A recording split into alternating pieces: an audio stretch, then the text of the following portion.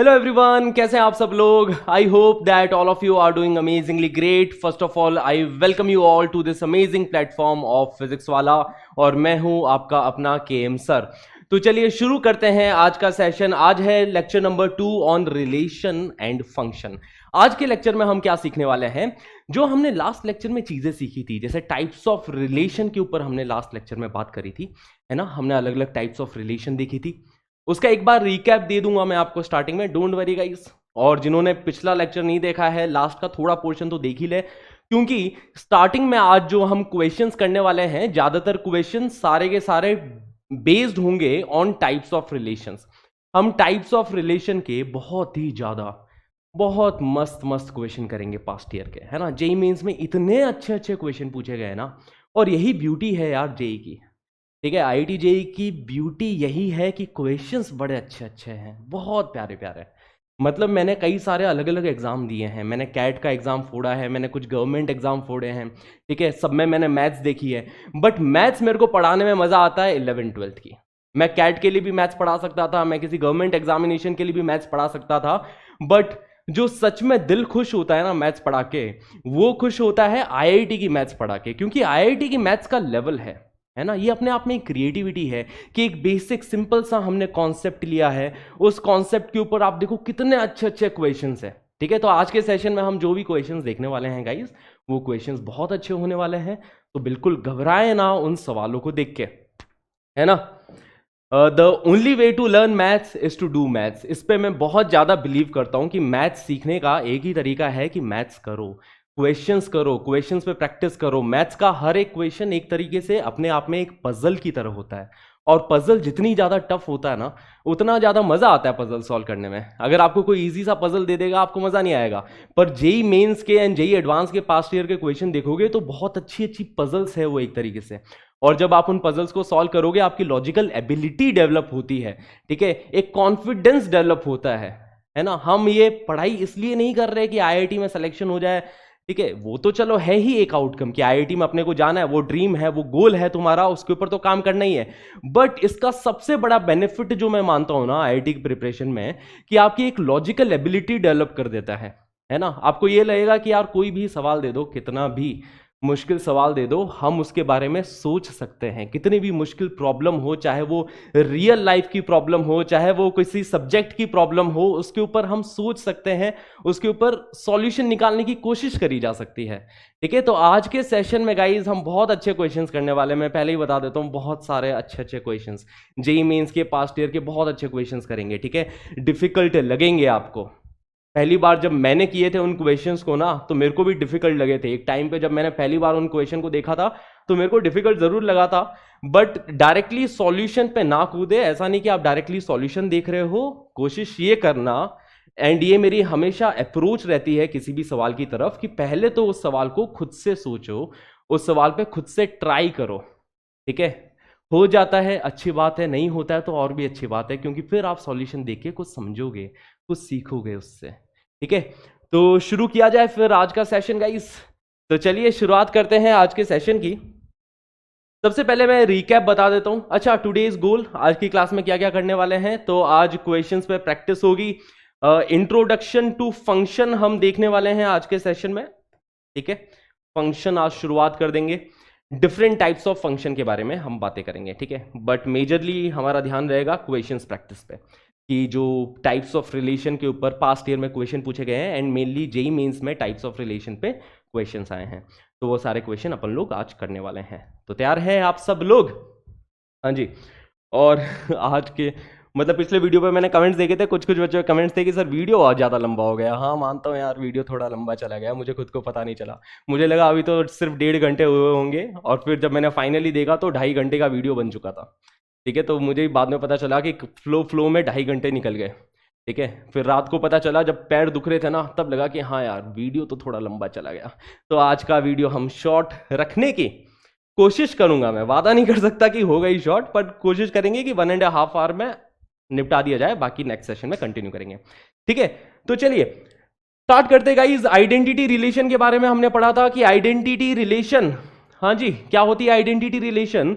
A relation on set A is said to be an identity relation if each and every element of set A is related to itself and only to itself. अगर हर एक element set A का सिर्फ खुद के साथ ही related होता है तो इस टाइप की रिलेशन को अपन आइडेंटिटी रिलेशन के नाम से जानते हैं, और ये एक यूनिक रिलेशन होती है ना, यूनिक रिलेशन। अगर मैं आपको कोई सेट देता हूं ना तो उस सेट के अंदर एक यूनिक रिलेशन आती है। जैसे अगर सेट ऑफ नेचुरल नंबर से सेट ऑफ नेचुरल नंबर के बीच में कोई रिलेशन डिफाइन करना चाहता हूं और इसके ऊपर अगर मेरे को आइडेंटिटी रिलेशन बनानी है तो एक ही बनेगी। कौन सी?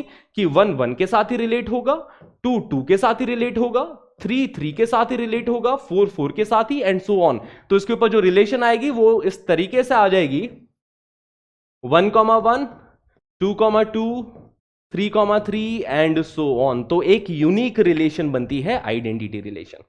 ठीक है, इसके आगे अपन बात करते हैं रिफ्लेक्सिव रिलेशन के बारे में। A relation R on set A is said to be reflexive if every element of A is related to itself.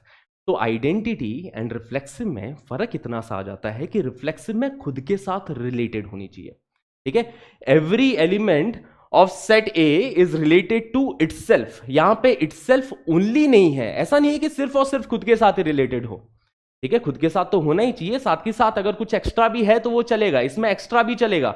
Identity में ना कम ना ज्यादा, बट इसमें कम नहीं चलेगा, इसमें ज्यादा जरूर हो सकता है। जैसे कि अगर सेट ए पे कोई रिलेशन है, सेट ए मैंने दिया 1 2 3 4, 4 एलिमेंट्स रखते हैं सेट ए में, और मुझे रिलेशन डिफाइन करनी है ऑन सेट ए, और अगर रिफ्लेक्सिव रिलेशन बनानी है तो रिफ्लेक्सिव रिलेशन कुछ इस प्रकार से बनाऊंगा कि उसके अंदर 1 1 2 2 3 3 एंड 4 4 होने चाहिए। इतना तो मांगता है अपने को। ठीक है, अगर इससे ज्यादा भी है तो चलेगा, कोई दिक्कत वाली बात नहीं है, तब भी वो रिफ्लेक्सिव कहलाएगी। बट इसमें से कोई भी एक कम नहीं होना चाहिए। सपोज 4 4 नहीं है तो वो रिलेशन रिफ्लेक्सिव रिलेशन नहीं कहलाएगी गाइस।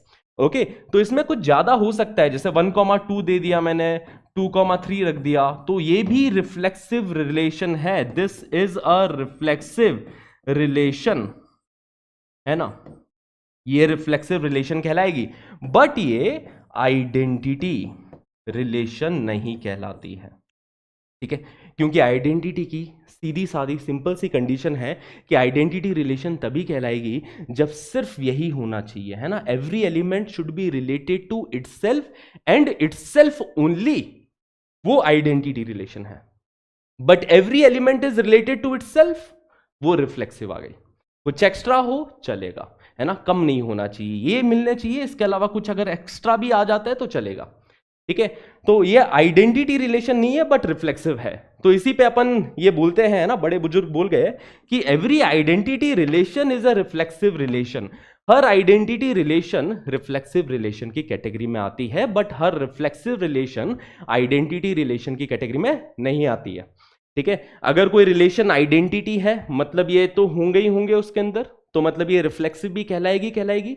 बट अगर कुछ एक्स्ट्रा हुए तो वो आइडेंटिटी नहीं कहलाएगी, है ना, वो रिफ्लेक्सिव तो कहलाएगी बट वो आइडेंटिटी नहीं कहलाएगी अगर कुछ एक्स्ट्रा हो गया तो, है ना। इतनी बातें क्लियर। तो रिफ्लेक्सिव के लिए सिंपल सा फंडा ये है कि A should be a part of that relation, है ना, A should be a part of that relation for every A belonging to the set A। ठीक है, A उस रिलेशन का पार्ट होना चाहिए for every A belonging to the set A। ठीक है, ये कंडीशन है रिफ्लेक्सिव की। ओके, फिर हमने सिमेट्रिक के बारे में चर्चा करी थी। A relation defined on set A is said to be symmetric if A, B belongs to R। अगर ये, है ना, इसकी कंडीशन ये है कि if A, B belongs to R, अगर ये होता है ना, अगर ये होता है, ठीक है, अगर ये होता है तो ये होना चाहिए, मतलब B, A भी उस रिलेशन का पार्ट होना चाहिए, तभी इसको सिमेट्रिक बोला जाएगा कि A, B रिलेशन का पार्ट है तो B, A भी उस रिलेशन का पार्ट होना चाहिए। ठीक है, होना चाहिए, तब ये सिमेट्रिक कहलाएगा। सिमेट्रिक से मतलब समझ भी रहे हो ना कि A, B, B, A, 1, 2 अगर पार्ट है तो 2, 1 भी उसका पार्ट होना चाहिए। ठीक है, for every A comma B belonging to that relation. कि सपोज अगर मैं एक रिलेशन R1 डिफाइन कर रहा हूं ऑन सेट ए, जिसके अंदर सेट ए अपन ने लिया है 1,2,3। सपोज ये सेट लेते हैं, एक रिलेशन R1 मैंने इस सेट पे डिफाइन करी है कि फॉर एन एग्जांपल 1,2 2,1। तो ये तो रिफ्लेक्सिव है ही, सॉरी ये तो सिमेट्रिक है ही, राइट, ये तो सिमेट्रिक है, इसमें कोई डाउट नहीं है, ठीक है, ये सिमेट्रिक है। अगर मैं रिलेशन R2 लेता हूं जिसके अंदर अगर ऐसा है 1,2 2,1 एंड 1,3, तो ये सिमेट्रिक नहीं है, क्योंकि 1,3 इसका पार्ट है बट 3,1 नहीं है, ठीक है। यही रिफ्लेक्सिव की, यही सिमेट्रिक की, ठीक है, कंडीशन है। ओके, ये सिमेट्रिक का मोटो है। इसके बारे में हमने एग्जांपल भी देखा था लास्ट क्लास में, ये सारी चीजें मैं डिटेल में पढ़ा चुका हूं, तो अगर लास्ट क्लास नहीं अटेंड करी हो तो एक बार जरूर लास्ट क्लास का रिप्ले देख लेना ना। ओके गाइस, पंगा यहां पे फंसता है, जनरली बच्चों को कंफ्यूजन इधर आती है कि अगर कोई रिलेशन मैंने R3 ले ली जैसे कि नल सेट, कोई रिलेशन मैंने R4 ले लिया जैसे कि 1,1, कोई रिलेशन मैंने R5 ले लिया जैसे कि 1,1 एंड 2,2, यहां पे बच्चे जनरली फैल जाते हैं, उनको ये नहीं समझ में आता कि सर ये सिमेट्रिक कैसे हुई। हाँ जी, ये सिमेट्रिक रिलेशन है, ये सिमेट्रिक रिलेशन है, ठीक है।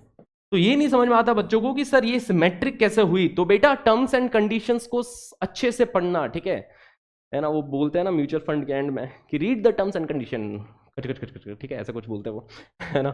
तो वो पढ़ लेना है ना, नहीं तो मार्केट इज सब्जेक्ट रिस्क, पता नहीं क्या बोलते हैं, तो ऐसा कुछ बोलते हैं, ठीक है। तो यहां पे देखो टर्म्स एंड कंडीशन क्या है कि अगर ये इसका पार्ट है तो B, A इसका पार्ट होना चाहिए, कि अगर ये है तो ये होना चाहिए।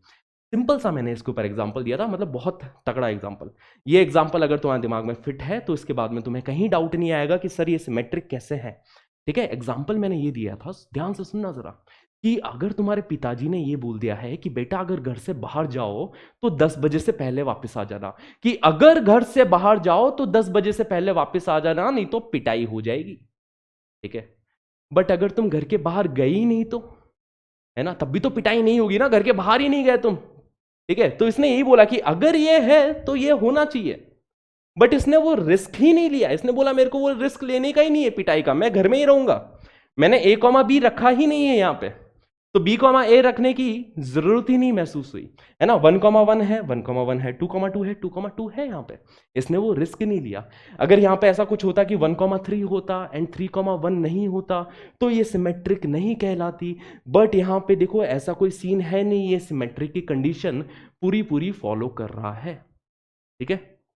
यही बात देखो ट्रांजिटिव के अंदर भी आती है, ट्रांजिटिव में भी यही सेम बात आती है कि relation R on set A is set to be transitive if A, B belongs to R and B, C belongs to R। देखना जरा कि अगर ये होता है, अगर ये हो रहा है ना, if A, B belongs to R and B, C belongs to R, अगर घर के बाहर गया है तो 10 बजे से पहले वापस आ जाना, ठीक है। अगर ये हो रहा है तो ये होना चाहिए, बट अगर ये हो ही नहीं रहा है तो फिर कोई टेंशन वाली बात नहीं, तो भी वो ट्रांजिटिव की कैटेगरी में आएगा। जैसे कि फॉर एन एग्जांपल, जैसे रिलेशन R1 मैंने दी, एक सेट A ले लिया 1,2,3, इसके ऊपर मैंने रिलेशन R1 डिफाइन करी है कुछ इस प्रकार से कि 1,2 लिया, 2,3 लिया, देखो ये घर के बाहर चला गया, 1,2 है, 2,3 है, तो 1,3 होना चाहिए। अगर ये हो रहा है तो ये होना चाहिए, मतलब यहां पे 1,3 होना चाहिए इसको ट्रांजिटिव कहलाने के लिए, ये ट्रांजिटिव की कैटेगरी में आ जाएगा, ठीक है ये ट्रांजिटिव। टर्म्स एंड कंडीशंस ध्यान से पढ़ लेना बेटा, ठीक है। तो ये ट्रांजिटिव है यहां पे, क्लियर।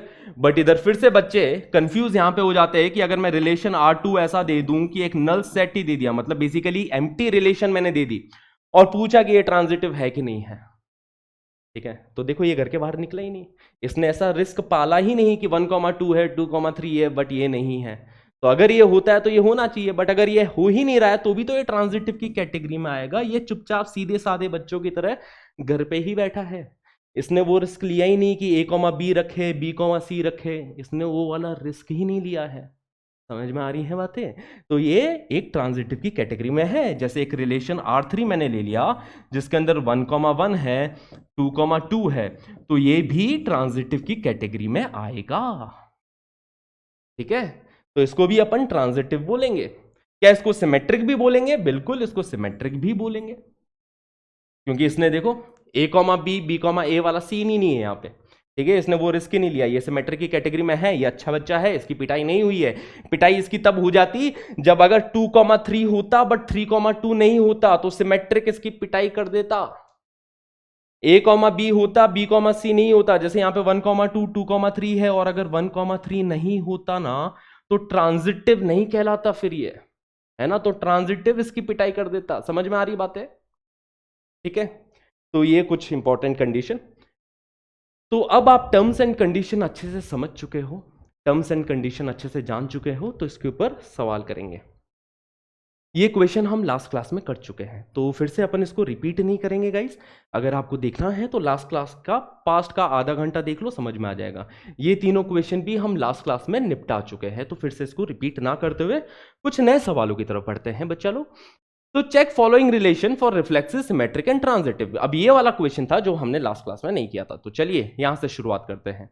इफ देखो ए रिलेटेड टू बी, एक रिलेशन डिफाइन किया गया है जिसमें एलिमेंट ए एलिमेंट बी के साथ रिलेटेड है। किस तरीके से रिलेटेड है? If modulus of A is less than और equal to modulus of b, अगर ए का मॉड्यूलस बी के मॉड्यूलस से छोटा है तब तो ए रिलेटेड टू बी होगा, ठीक है, तभी होगा। ये कंडीशन दे दी, देखो इस तरीके से ये रिलेशन डिफाइंड है, ठीक है। Where A comma B belongs to real number, जहां पे ए बी एक रियल नंबर के सेट से आ रहा है, बी भी रियल नंबर के सेट से आ रहा है। मतलब ये मैं ये बोल सकता हूं ना कि ये वाली जो रिलेशन है वो रियल नंबर से रियल नंबर के बीच में डिफाइंड रिलेशन है। अब अपने को ये चेक करना है कि ये रिफ्लेक्सिव है कि नहीं है, सिमेट्रिक है कि नहीं है, ट्रांजिटिव है कि नहीं है। तो चलिए शुरुआत करते हैं। सबसे पहले तो रिफ्लेक्सिव के बारे में सोचते हैं। देखो रिफ्लेक्सिव कहलाने के लिए कंडीशन क्या है? हाँ जी, रिफ्लेक्सिव कहलाने के लिए कंडीशन ये है कि ए कॉमा ए पार्ट होना चाहिए इस रिलेशन का, है ना। मतलब 1,1 2,2 3,3 4,4 ये सब इस रिलेशन का पार्ट होना चाहिए, तभी जाके ये रिफ्लेक्सिव कहलाएगी, ठीक है।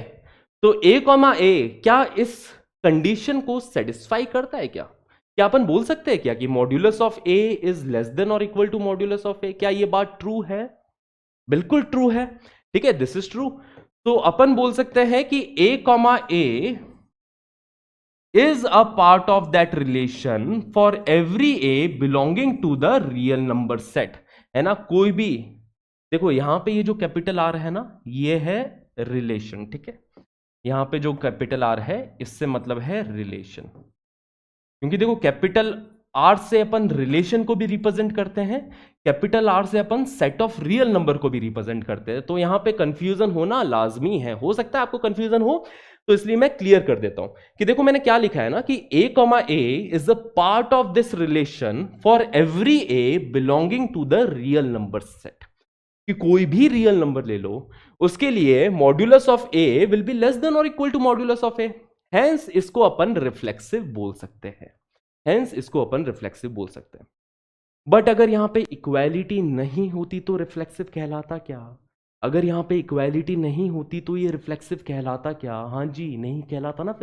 फिर ये रिफ्लेक्सिव नहीं कहलाता, because modulus of A is not less than modulus of a. ये लिखना गलत बात हो जाएगा कि मॉड्यूलस ऑफ ए से ही छोटा है, तो ये तो गलत बात हो गई। But modulus of a less than और equal to modulus of a, ये लिखना बिल्कुल सही बात है, इसमें कोई गलत बात नहीं है, ठीक है। ये बिल्कुल एकदम सत्य वचन है। ओके गाइस, तो रिफ्लेक्सिव कहलाएगी, है ना। पहले तो पार्ट ए के बारे में ही डिस्कस करते हैं, तो ये रिफ्लेक्सिव तो कहला रही है, दिस इज रिफ्लेक्सिव। अब सिमेट्रिक के बारे में चर्चा करते हैं कि क्या ये सिमेट्रिक है? क्या सिमेट्रिक होने के लिए कंडीशन ये है कि अगर ए कॉमा बी इसको सेटिस्फाई कर रहा हो तो बी कॉमा ए भी करना चाहिए।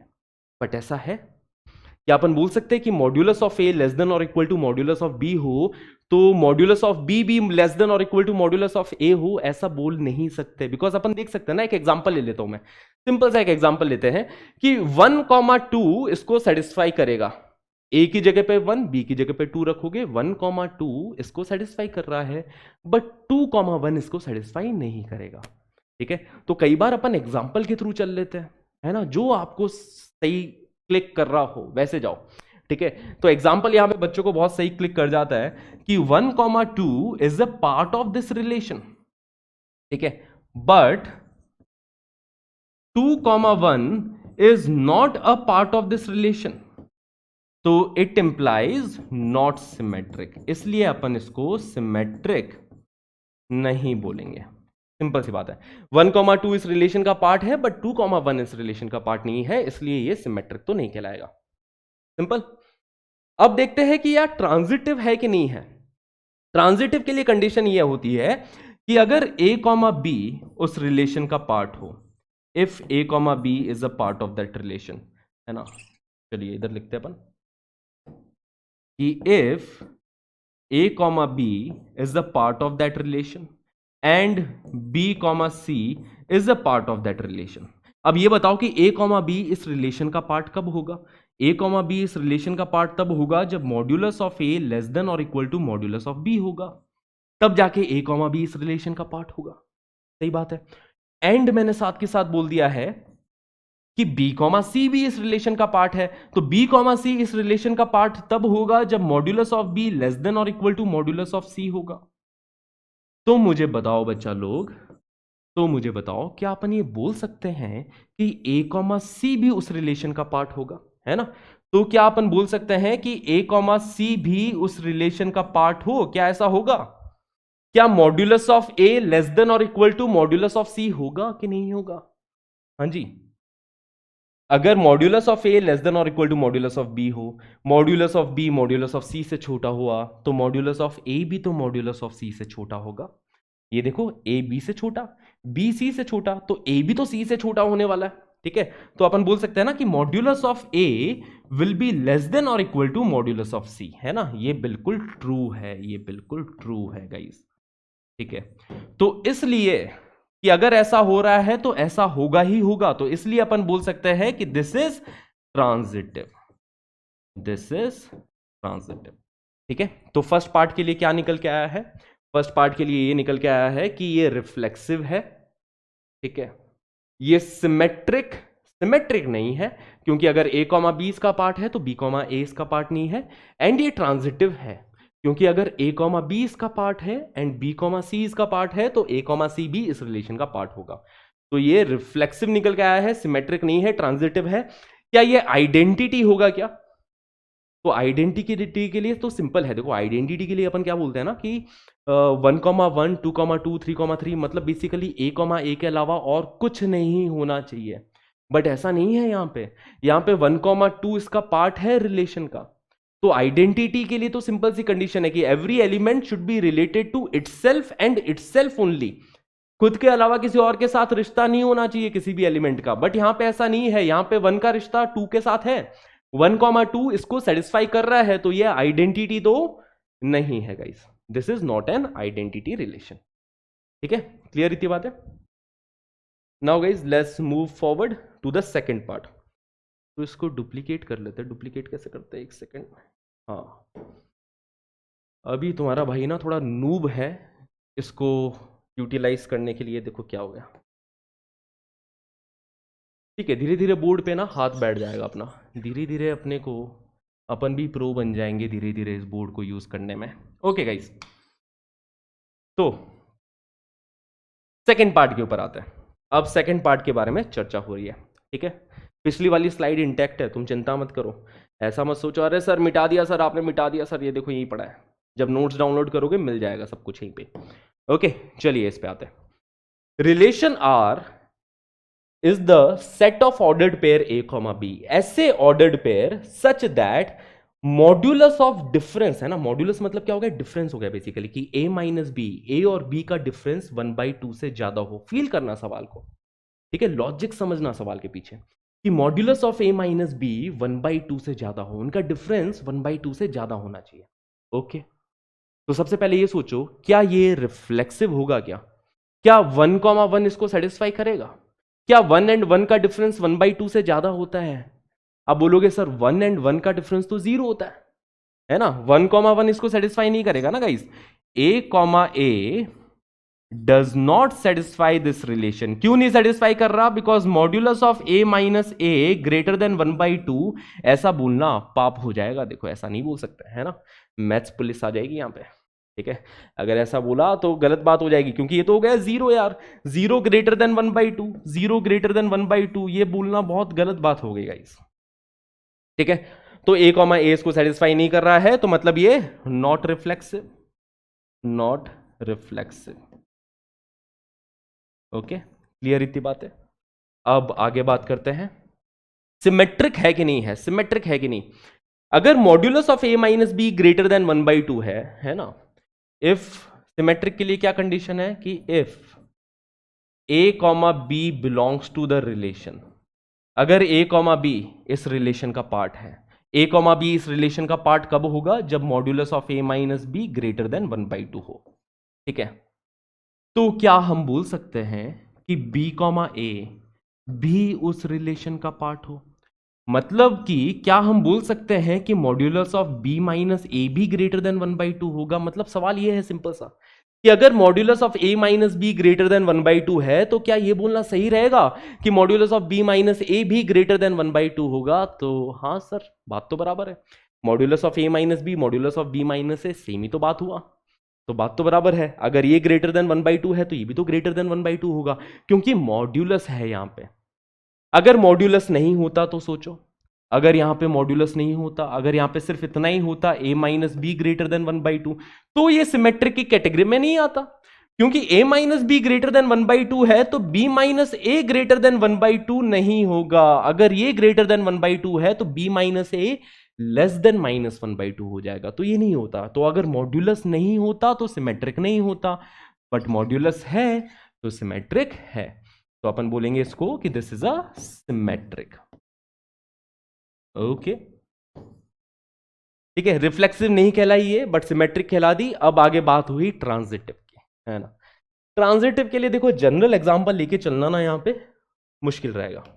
जनरल एग्जांपल चलना लेके चलना क्यों मुश्किल रहेगा ना, कोई दूसरे कलर का पेन यूज करते हैं, हाँ पिंक ले लेते हैं, ठीक है।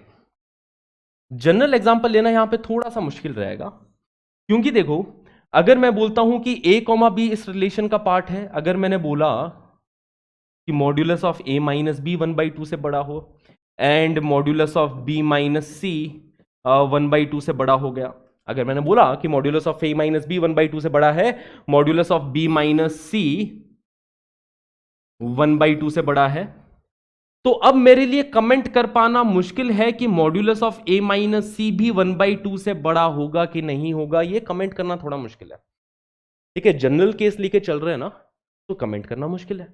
मतलब सर फिर क्या इसका आंसर नहीं आएगा, तो छोड़ दे इस सवाल को? तो ऐसा नहीं। अब ऐसे सवाल में क्या होता है ना कि जब अपने को जनरल केस में ले जाना मुश्किल हो जाए, जब ऐसा लगे कि सर जनरल केस में तो प्रूव करना मुश्किल है, तो एक्सक्यूज ढूंढो, है ना। एक्सक्यूज ढूंढने में तो अपन शातिर है, अपन एक्सक्यूज बहुत इजीली ढूंढ लेते हैं, ठीक है। एक्सक्यूज ढूंढना आता है, कुछ आता नहीं आता एक्सक्यूज ढूंढ सकते हैं। तो अब मैं एक्सक्यूज ढूंढूंगा कि ये ट्रांजिटिव क्यों नहीं है। अगर मैंने एक्सक्यूज ढूंढ लिया कि देखो ये एक ऐसा एग्जाम्पल है जिसकी वजह से ये, एक एग्जाम्पल देके अगर मैं प्रूव कर दूं कि देखो इस वजह से ये ट्रांजिटिव नहीं होगा, तो मेरा काम खत्म, फुल नंबर मिलेंगे, कोई नंबर नहीं कटेगा। तो यहां पे देखो जनरल वे में प्रूव करना बहुत मुश्किल काम है गाइस। अभी जनरल वे में देखा जाए तो अपन नहीं कमेंट कर सकते, बट अगर मैं एक एग्जांपल ले लेता हूं, और बड़ा ही सिंपल सा एग्जांपल, देखो क्या आ रहा है दिमाग में एग्जांपल, कोई ऐसा एग्जांपल सोचो जिससे कि मैं ये बोल सकूं कि नहीं ये ट्रांजिटिव तो नहीं है। अगर ऐसा एग्जांपल सोच लिया तो नहीं है ट्रांजिटिव, और अगर ऐसा एग्जांपल सोच ही नहीं पाए तो मतलब ट्रांजिटिव हो गया। तो अब सोचो जरा ऐसा एग्जांपल, तो मैंने लिया एक एग्जांपल कि देखो 3,1, मैंने बोला 3,1 इस रिलेशन का पार्ट है कि नहीं है? बिकॉज देखो modulus of 3 minus 1 greater than 1/2 होता है, मॉड्यूलस ऑफ 3 माइनस 1 1/2 से बड़ा होगा, ठीक है। 3,1 इस रिलेशन का पार्ट है, एंड मैंने बोल दिया कि अब मैं देखो दूसरा इस तरीके से सोचूंगा ना कि देखो a कॉमा बी सोच लिया, अब 1 कॉमा समथिंग सोचने वाला हूं। देखो 3,1 सोच लिया, अब 1 कॉमा समथिंग सोचूंगा, और वो समथिंग कुछ ऐसा सोचूंगा ना कि ये और ये सेटिस्फाई ना कर रहा हो रिलेशन का। तो ऐसा कोई एग्जांपल सोच सकते हो क्या? सोचो जरा, क्या अपन सोच सकते हैं कि 1 कॉमा समथिंग भी इसको सेटिस्फाई कर जाएगा, but 3 comma that thing will not satisfy this relation? ऐसा एग्जांपल सोचो। तो 3,1 सोच लिया, 1,3 सोच लेते गाइस। ठीक है कि a,b सोच लिया, b,c सोच लिया। मैंने बोला कि देखो 1,3 भी तो इसको सेटिस्फाई कर रहा है ना, क्योंकि मॉड्यूलस ऑफ 1-3, मॉड्यूलस ऑफ 1-3 वो भी 1/2 से बड़ा होगा, क्योंकि मॉड्यूलस ऑफ 1-3 मॉड्यूलस ऑफ -2 हो गया, जो कि बेसिकली 2 हो गया। तो 2 को ग्रेटर देन 1/2 बोलने में कोई परेशानी वाली बात नहीं है, ये भी 1,3 भी सेटिस्फाई कर रहा है। But 3,3 does not satisfy that relation। 3,3 इसको नहीं सेटिस्फाई कर रहा है ना। मॉड्यूलस ऑफ 3-3 0 बन जाएगा, 0 इज नॉट ग्रेटर देन 1/2, तो इसलिए अपन बोल देंगे कि not transitive, not transitive. Okay guys, transitive क्यों नहीं है? एग्जाम्पल सोच लिया, क्योंकि जनरल वे में जाना मुश्किल हो रहा था, तो इसलिए अपन ने एग्जाम्पल सोचा कि 3,1 इस रिलेशन का पार्ट है, 1,3 भी इस रिलेशन का पार्ट है ना, 1,3 भी इस रिलेशन का पार्ट है, बट 3,3 इस रिलेशन का पार्ट नहीं है ना। a,b रिलेशन का पार्ट है, b,c रिलेशन का पार्ट है, तो a,c होना चाहिए था ट्रांजिटिव के हिसाब से, बट वो नहीं है, तो इसलिए ये ट्रांजिटिव नहीं है। सिंपल, देख लो जरा ध्यान से, है ना। मजा आ रहा है गाइस? पानी पी लो फ्रेंड्स। क्लियर है इतनी बातें? हाँ जी, चलिए आगे बढ़ते हैं। Keep your self hydrated guys. ये क्वेश्चन देखो जरा ध्यान से।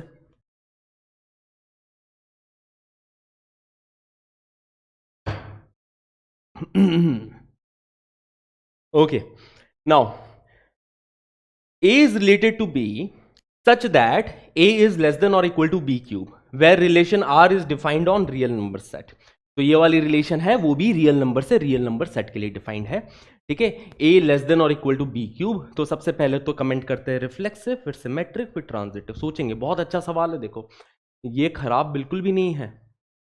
तो यही तो ब्यूटी है ना आईआईटी की, कि सोचने पे मजबूर करता है। ऐसे तो बड़ा सिंपल है, देखो सिमेट्रिक की सिंपल सी कंडीशन है, ट्रांजिटिव की सिंपल सी कंडीशन है, पर उस पर देखो कितना क्रिएटिव सवाल बना दिया। और अभी मैं JEE Mains past year question दिखाऊंगा ना, और मजा आएगा, तो आपको लगेगा कि वाह वाह क्या सीन है। ठीक है, तो चलिए देखते हैं। तो a इज लेस देन और इक्वल टू b क्यूब, तो क्या ये रिफ्लेक्सिव है क्या? है ना, रिफ्लेक्सिव के लिए मुझे ये चेक करना है कि क्या a,a belongs to this relation. क्या ऐसा हो रहा है? क्या a, इसको सेटिस्फाई कर रहा है? मतलब कि क्या a लेस देन और इक्वल टू a क्यूब होता है? हाँ जी, क्या ये होता है? क्या a लेस देन और इक्वल टू a क्यूब होता है फॉर एवरी रियल नंबर? क्या किसी भी रियल नंबर के लिए मैं बोल सकता हूं कि a लेस देन और इक्वल टू a क्यूब होगा? क्या मैं ऐसा बोल सकता हूं कि 0.5 लेस देन और इक्वल टू 0.5 का क्यूब होगा? क्या ऐसा बोल सकते हैं क्या गाइस? हाँ, नहीं बोल सकते ना यार, देख सकते हो, क्योंकि 0.5 का क्यूब 0.5 से छोटा चला जाएगा। समझ में आ रही है बात है? ठीक है, तो ऐसा तो नहीं है। तो a, is not a part of this relation for every a। Her a के लिए ऐसा नहीं हो रहा है ना। ये जरूर मानता हूं मैं, आपके मन में अब ये डाउट आया होगा, मैं तुम्हारा मन पढ़ सकता हूं। अब तुम्हारे मन में पता है क्या डाउट आया? क्या मन डाउट आया बताओ? तो मन में ये डाउट चल रहा है कि सर 2,2 सेटिस्फाई तो कर रहा है सर 2,2 सेटिस्फाई कर रहा है, कहां दिक्कत आ रही है? रिफ्लेक्सिव क्यों नहीं बोल रहे उसको? ये गलत बात है सर, ये भेदभाव क्यों हो रहा है इसके साथ? बेटा 2,2 मैं मानता हूं इसको सेटिस्फाई कर रहा है, 2 लेस देन और इक्वल टू 2 क्यूब होता है, इसमें मैं बिल्कुल एग्री करता हूं। बट फिर से मैं बोलूंगा टर्म्स एंड कंडीशन अच्छे से पढ़ो, है ना। ऐसे रिस्क मत लो, मार्केट रिस्क ऐसे नहीं लेने के। ठीक है, टर्म्स एंड कंडीशन अच्छे से पढ़ना। रिफ्लेक्सिव का टर्म्स एंड कंडीशन ये है कि फॉर एवरी ए, हर ए के लिए, चाहे वो 0.5 हो, चाहे वो 2 हो, चाहे वो -1 हो, हर ए के लिए सेटिस्फाई करना चाहिए। 0.5, 0.5 भी इसका पार्ट होना चाहिए। 0.5 भी लेस देन और इक्वल टू 0.5 क्यूब अगर होता तो अपन बोलते कि ये रिफ्लेक्सिव है, बट ये रिफ्लेक्सिव नहीं कहलाएगी। सिंपल सी कंडीशन, क्योंकि अपन ने ऐसा a, सोच लिया है। ठीक है, तो कई बार अपन एग्जांपल के थ्रू चलेंगे कि अपन सोचेंगे लॉजिकली कि ऐसा a, सोच लिया जिसके लिए ये ट्रू नहीं है तो इसके लिए अपन बोलेंगे not reflexive, hence not reflexive. ठीक है, क्लियर इतनी बात है। रिफ्लेक्सिव के लिए तो हमने ये बात बोल दी है। अब आगे बात करते हैं इसकी सिमेट्रिक की। गाइस सिमेट्रिक, क्या ये सिमेट्रिक है? क्या अपन बोल सकते हैं कि अगर a कॉमा बी उस रिलेशन का पार्ट है तो b कॉमा ए भी इस रिलेशन का पार्ट होगा? ठीक है, तो यहां पे भी एक एग्जांपल की तरह सोच लो कि मैं बोल सकता हूं कि देखो 1,2 तो इस रिलेशन का पार्ट है ना, कि 1 लेस देन और इक्वल टू 2 क्यूब, बिल्कुल सही बात है। But 2,1 is not a part of this relation. ठीक है, तो एक्सक्यूज ढूंढ लिया मैंने कि इस वजह से इसको सिमेट्रिक नहीं बोल सकते हैं ना, ये एक्सक्यूज टेक्निक। ठीक है, तो 2,1 इस रिलेशन का पार्ट नहीं कहलाएगा because 2 is not less than और इक्वल टू 1 क्यूब। ऐसा ये बात कहना गलत है। 1 लेस देन और इक्वल टू 2 क्यूब ठीक है, but 2 is not less than और इक्वल टू 1 क्यूब, तो इसको सिमेट्रिक नहीं बोलेंगे। Hence I can say not symmetric. ठीक है, नॉट सिमेट्रिक गाइज। ओके, अब किसके बारे में बात करेंगे, सोचो जरा। अब अपन बात करेंगे ट्रांजिटिव के बारे में। ठीक है, ये ट्रांजिटिव है कि नहीं है, ट्रांजिटिव ट्रांजिटिव है कि नहीं है। ट्रांजिटिव के लिए अगर मैं जनरल वे में सोचूं तो जनरल वे में ऐसा सोचूंगा कि अगर a लेस देन और इक्वल टू बी क्यूब हो एंड b लेस देन और इक्वल टू सी क्यूब हो, तो अपन बोल सकते हैं क्या कि a भी लेस देन और इक्वल टू सी क्यूब होगा? क्या बोल सकते हैं अपन? तो अभी कंपेयर करना मुश्किल है ना, अभी कंपेयर करना मुश्किल है क्योंकि यहां पे बी क्यूब लिखा है, इधर बी लिखा है। अपन ने बोला a लेस देन और इक्वल टू बी क्यूब, यहां पे बोल दिया b लेस देन और इक्वल टू सी क्यूब, तो मैं कैसे कमेंट करूं कि a लेस देन और इक्वल टू सी क्यूब होगा कि नहीं होगा? बड़ा मुश्किल हो गया, बड़ी मुश्किल भाई। तो जब ऐसी मुश्किल आ जाए तो एक्सक्यूज ढूंढना चालू कर दो, है ना। मुश्किल आ गई, एक्सक्यूज ढूंढो कि भैया ट्रांजिटिव क्यों नहीं है। सर अगर ऐसा मैंने एग्जांपल सोच लिया कि मैं प्रूव कर दूं कि सर ये ट्रांजिटिव नहीं होगा, देखो ये एग्जांपल इसको सेटिस्फाई नहीं कर रहा, तो मेरा काम खत्म क्या? हाँ जी, तुम्हारा काम खत्म फिर। तो बस अब मैं ऐसा एग्जांपल ढूंढूंगा। अब चलिए सोचते हैं यार, सोचते हैं जैसे कि मैंने सोचा 2,3 इसको सेटिस्फाई कर जाएगा क्या? हाँ, 2,3 सेटिस्फाई कर रहा है। 2 लेस देन और equal to 3 cube, 2 less than और इक्वल टू 3 क्यूब, सही बात है। एंड 3 कॉमा समथिंग का सोचूंगा ना मैं, 3 कॉमा समथिंग। ठीक है, 2 लेस देन और इक्वल टू 3 क्यूब बोलना, सही बात है। 3 लेस देन और इक्वल टू 2 क्यूब, ठीक है। अब 3 कॉमा समथिंग सोच लूं, और 3 कॉमा समथिंग ऐसा सोचूंगा ना कि 2 कॉमा वो थिंग इसको सेटिस्फाई नहीं कर रहा हो, है ना, कि 3 कॉमा समथिंग तो इसको सेटिस्फाई कर रहा हो बट 2 कॉमा दैट थिंग इसको सेटिस्फाई नहीं कर रहा हो, ऐसा सोचूंगा, है ना। बढ़िया एग्जांपल है, देखो इसको सोचने में ना थोड़े पसीने आएंगे ये सोचने में, ठीक है, बट सोचना जरा। ठीक है, मैं भी ऑन दी स्पॉट ही सोचने की कोशिश कर रहा हूं कि 2,3 इसको सेटिस्फाई कर दिया, 3,2 सेटिस्फाई कर दिया, बट 2,2 भी तो कर ही रहा है ना। अगर मैं 3,2 रखता हूं तो 2,2 भी तो उसको सेटिस्फाई कर रहा है, तो ये एग्जांपल में मजा नहीं आया। ठीक है, कुछ और सोचते, कुछ और सोचते। ठीक है, कुछ तो देखो एक्सक्यूज निकलेगा। 3 कॉमा समथिंग, 3,2 3,2 इसको सेटिस्फाई कर गया, है ना, 3,2 इसको सेटिस्फाई कर गया। और एक काम करते हैं ना, 3 को और बढ़ाते हैं, 7,2 सोच ले क्या? 7,2 सोच ले। ठीक है, 7,2 भी इसको सेटिस्फाई कर रहा है ना। 7 लेस देन और इक्वल टू 2 क्यों बोलना, बिल्कुल सही बात है। 7 लेस देन और इक्वल टू 8 आ जाएगा। एंड 2 कॉमा समथिंग आ जाए, 2 कॉमा समथिंग आ जाए, 2,2 आ जाएगा ना, 2,2 आ जाएगा। देखो 2,2 सेटिस्फाई कर रहा है, ठीक है, बट 7,2 भी तो सेटिस्फाई कर रहा है यार। मजा नहीं आया, अभी भी मजा नहीं आया। 7,2, 2 कॉमा समथिंग। चलो कुछ और सोचते हैं, कुछ और सोचते हैं। 3,2, 4 कॉमा समथिंग। कौन सेटिस्फाई नहीं करता इसको? देखो कौन सेटिस्फाई नहीं करेगा इसको?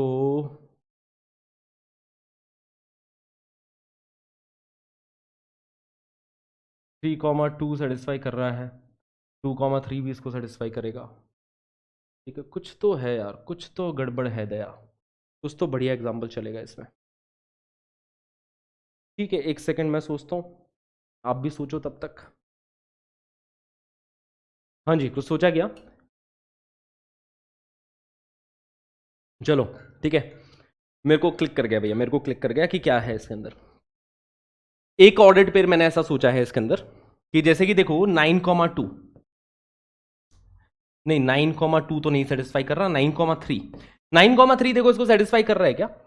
अपन बोल सकते हैं 9 लेस देन और इक्वल टू 3 क्यूब, ठीक है। 9,3 इसको सेटिस्फाई कर रहा है, 9 लेस देन और इक्वल टू 3 क्यूब अपन बोल सकते हैं, ठीक है। एंड 3,2 क्या ये इसको सेटिस्फाई कर रहा है क्या? क्या अपन बोल सकते हैं कि 3 लेस देन और इक्वल टू 2 क्यूब? बिल्कुल बोल सकते हैं।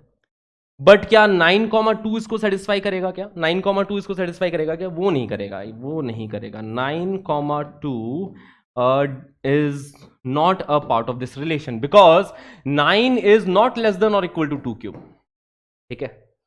तो इसलिए अपन बोलेंगे कि ये जो है वो ट्रांजिटिव नहीं है ना। अब ऐसे अपन और भी बहुत एग्जांपल सोच सकते हैं ना, कि जैसे देखो 9,3 सोचा है अपन, ये सोच सकते थे कि 3 क्यूब, जैसे 26,3 सोच सकते थे, है ना। 26 इज लेस देन और equal to 3 cube, right. 26 less than और इक्वल टू 3 क्यूब, 26 27 से छोटा है। एंड 3,2 सोच सकते थे कि हाँ 3 इज लेस देन और इक्वल टू 2 क्यूब, बिल्कुल सही बात है। बट 26,2 26,2 इस रिलेशन को सेटिस्फाई नहीं कर रहा है because 26 is not less than और इक्वल टू 2 क्यूब, है ना यार। बढ़िया सवाल। देखो इसमें थोड़ा सोचना पड़ेगा, है ना। मैं चाहता तो इस वाले पार्ट को कट कर देता, तुम्हें लगता अरे सर कितना इंटेलिजेंट है, सर ने फट से सोच लिया, सर ने कैसे सोच लिया, सर का दिमाग ही अलग है। ऐसा कुछ नहीं है। देखो पहली बार अगर जब ये क्वेश्चन देखते हैं ना, तो इस क्वेश्चन में सोचने में मुश्किल आती है पहली बार, बट यही तो ब्यूटी है ना यार, यही तो ब्यूटी है IIT JEE मैथमेटिक्स की, ठीक है। IIT की जो मैथ्स का लेवल है ना, वो आपको आगे जाके नहीं मिलेगा, नहीं कहीं पे, मतलब किसी भी कॉम्पिटिटिव एग्जाम में देख लो, इस तरह का लेवल नहीं दिखेगा आपको, ठीक है। तो ये हमने सोचा है, ये मैंने दो एग्जांपल दे दिए कि देखो A, B इस रिलेशन को सेटिस्फाई कर रहा है, B, C भी इसको सेटिस्फाई कर रहा है, बट A, C इस रिलेशन को सेटिस्फाई नहीं कर रहा है, ठीक है। तो इसलिए ये ट्रांजिटिव नहीं है, नॉट ट्रांजिटिव। इसमें अगर मैं जनरल केस में जाता तो जनरल केस से होगा ही नहीं, जनरल केस से अपन जाके नहीं प्रूव कर सकते, बट ऐसे अपन जरूर देख सकते हैं कि हाँ ठीक है, कुछ एग्जांपल्स हमने ढूंढ लिए जिसकी वजह से मैं बोल सकता हूं कि ये ट्रांजिटिव नहीं कहलाएगी। अब पास्ट ईयर के अंदर आप जितने भी क्वेश्चन देखोगे ना JEE मेंस के, तो वो सोचने वाले हैं, उन्होंने मतलब सोचवाया है पूरा अच्छे से। ये क्वेश्चन में सोचते guys, let W denotes the words in English dictionary, define the relation R by R is the set of x, y that belongs to W cross W। मतलब x भी एक वर्ड है, y भी एक word है। x, y क्या है? Word comma word है ना। कुछ कुछ वर्ड है, जैसे जैसे मैंने ले लिया रेड कॉमा बैट ले लिया, है ना। तो इस तरीके का है यहां पे। अब ये नंबर्स नहीं है, ये वर्ड है गाइस, ठीक है, वर्ड है of the English dictionary. Okay guys, जैसे रेड कॉमा बैट ले लिया अपन ने, इस टाइप का। और किस तरीके से रिलेटेड है? कंडीशन ये है कि the words x and y have at least one letter in common. X comma y इस तरीके से बिलोंग करेंगे कि इन दोनों में एटलीस्ट एक लेटर कॉमन हो। अगर एटलीस्ट एक लेटर कॉमन आ गया तो वो इस रिलेशन का पार्ट होगा।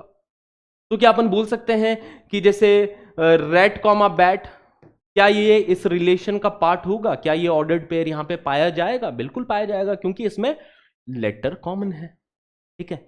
तो क्वेश्चन समझ में आ गया। अब हमें यह कमेंट करना है कि ये रिफ्लेक्सिव है कि सिमेट्रिक है कि ट्रांजिटिव है कि नहीं है, इसके बारे में सोचना है। सबसे पहली बात रिफ्लेक्सिव। रिफ्लेक्सिव का मतलब हो गया कि सेम चीजें क्या इसको बिलोंग करेगी। क्या रैट कॉमा रैट इसको बिलोंग करेगा? क्या बैट कॉमा बैट इसको बिलोंग करेगा? जी हां, बिल्कुल करेगा, क्योंकि उसमें तो सब कुछ ही कॉमन है ना। अगर एटलीस्ट एक लेटर भी कॉमन आ रहा है तो वो इसको बिलोंग करेगा। तो रैट कॉमा रैट इसको बिलोंग करेगा, क्योंकि सब कुछ ही कॉमन आ रहा है गाइस, ठीक है। तो ये रिफ्लेक्सिव तो है ही, इसमें कोई डाउट नहीं होना चाहिए ना। रिफ्लेक्सिव में तो कमेंट करना बहुत ईजी है इसके लिए कि रिफ्लेक्सिव है ही, क्योंकि rat comma rat, bat comma bat, cat comma cat, ठीक है, सब इसको बिलोंग कर रहा है। ओके गाइस, फिर बात करते हैं सिमेट्रिक। सिमेट्रिक भी हो गई, क्योंकि अगर x कॉमा वाई में कुछ कॉमन है तो y कॉमा एक्स में भी तो कुछ कॉमन होगा। अगर x कॉमा वाई इस रिलेशन का पार्ट है x एक वर्ड है, y एक वर्ड है, अगर इन दोनों वर्ड में कुछ कॉमन है तो क्या y एंड x में भी कॉमन आएगा? ठीक है, तो वो भी इस रिलेशन का पार्ट हुआ। मतलब सिंपल सा एग्जांपल कि अगर मैं बैट कॉमा रैट लेता हूं तो वो इस रिलेशन का पार्ट है, एंड रैट कॉमा बैट लूं मैं तो वो भी इस रिलेशन का पार्ट है ना? कोई डाउट नहीं, कोई संदेह नहीं इस पे। बैट कॉमा रैट इस रिलेशन का पार्ट है, रैट कॉमा बैट भी इस रिलेशन का पार्ट होगा, तो ये सिमेट्रिक तो सर कहलाएगा। अब सवाल उठता है ट्रांजिटिव। सोचना यहां पे है कि ट्रांजिटिव होगा कि नहीं होगा। तो इसके लिए देखो लॉजिकली मेरी अप्रोच ऐसी रहेगी। देखो मैं ऐसा सोचूंगा कि यार अगर दो वर्ड्स में कुछ कॉमन है ना, कि एक्स कॉमा वाई में कुछ कॉमन है, एक्स कॉमा वाई इस रिलेशन का पार्ट है, इसमें कुछ कॉमन है, एंड वाई कॉमा जेड भी अगर इस रिलेशन का पार्ट है, मतलब इसमें भी कुछ कॉमन है, तो क्या यह जरूरी है कि x एंड z में भी कुछ कॉमन आएगा? क्या यह जरूरी है ना? क्या x कॉमा जेड भी इस रिलेशन का पार्ट होगा? यह हो गया जनरल वे में सोचना। ठीक है, ये जनरल वे में सोचना हो गया कि ये मैं ऐसा सोच रहा हूं कि ऐसा होगा क्या। तो अब तो एग्जाम्पल से ही सोचना पड़ेगा। कैसा एग्जाम्पल देख लो, कोई भी एग्जाम्पल ले लो। जैसे कि बैट कॉमा लेट ले लिया। ठीक है, बैट कॉमा लेट ले लिया, इसमें कुछ कॉमन है ना? वन लेटर कॉमन आ रहा है, टी टी कॉमन आ रहा है इन दोनों में।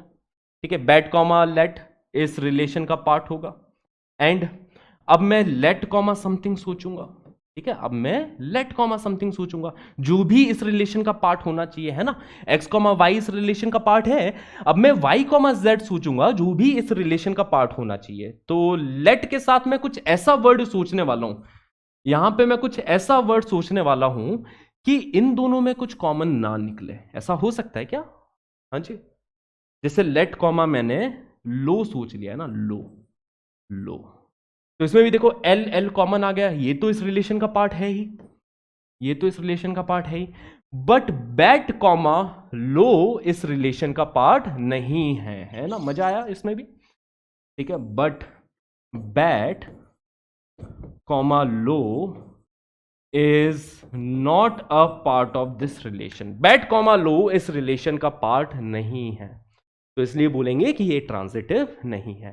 ठीक है, ये रिफ्लेक्सिव हो गया, ये सिमेट्रिक हो गया, बट ये ट्रांजिटिव नहीं है। तो option A will be our right answer for this question.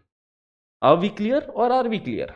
ठीक है, चलो इस क्वेश्चन पे चलते हैं। ये एनसीईआरटी का एक बहुत प्यारा सा सवाल, स्टैंडर्ड सा क्वेश्चन है, करवाना मेरा धर्म था तो मैं करवा लेता हूं, बाकी बहुत इजी है। देखो, let L be the set of all lines in x y plane and R be the relation in L defined as L1, L2। अब क्या है? Set of lines. तो सेट देखो किसी का भी हो सकता है ना?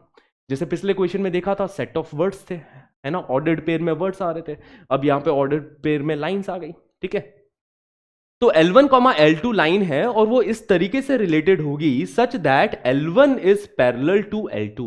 अगर L1 L2 के पैरेलल है तो वो आपस में रिलेटेड होगी। ठीक है, अगर L1 L2 के पैरेलल है तो वो आपस में रिलेटेड होगी, बस ये कंडीशन है। तो सबसे पहले है ना, show that R is an equivalence relation.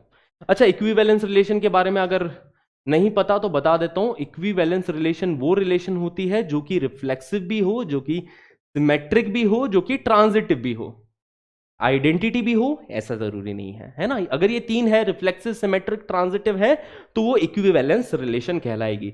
इसमें आइडेंटिटी की बात नहीं कर रहा हूं मैं। आइडेंटिटी हो या नहीं हो, इक्विवेलेंस को नहीं फर्क पड़ता। इक्विवेलेंस के ये तीन बच्चे हैं, उसको इसी से प्यार है, RST।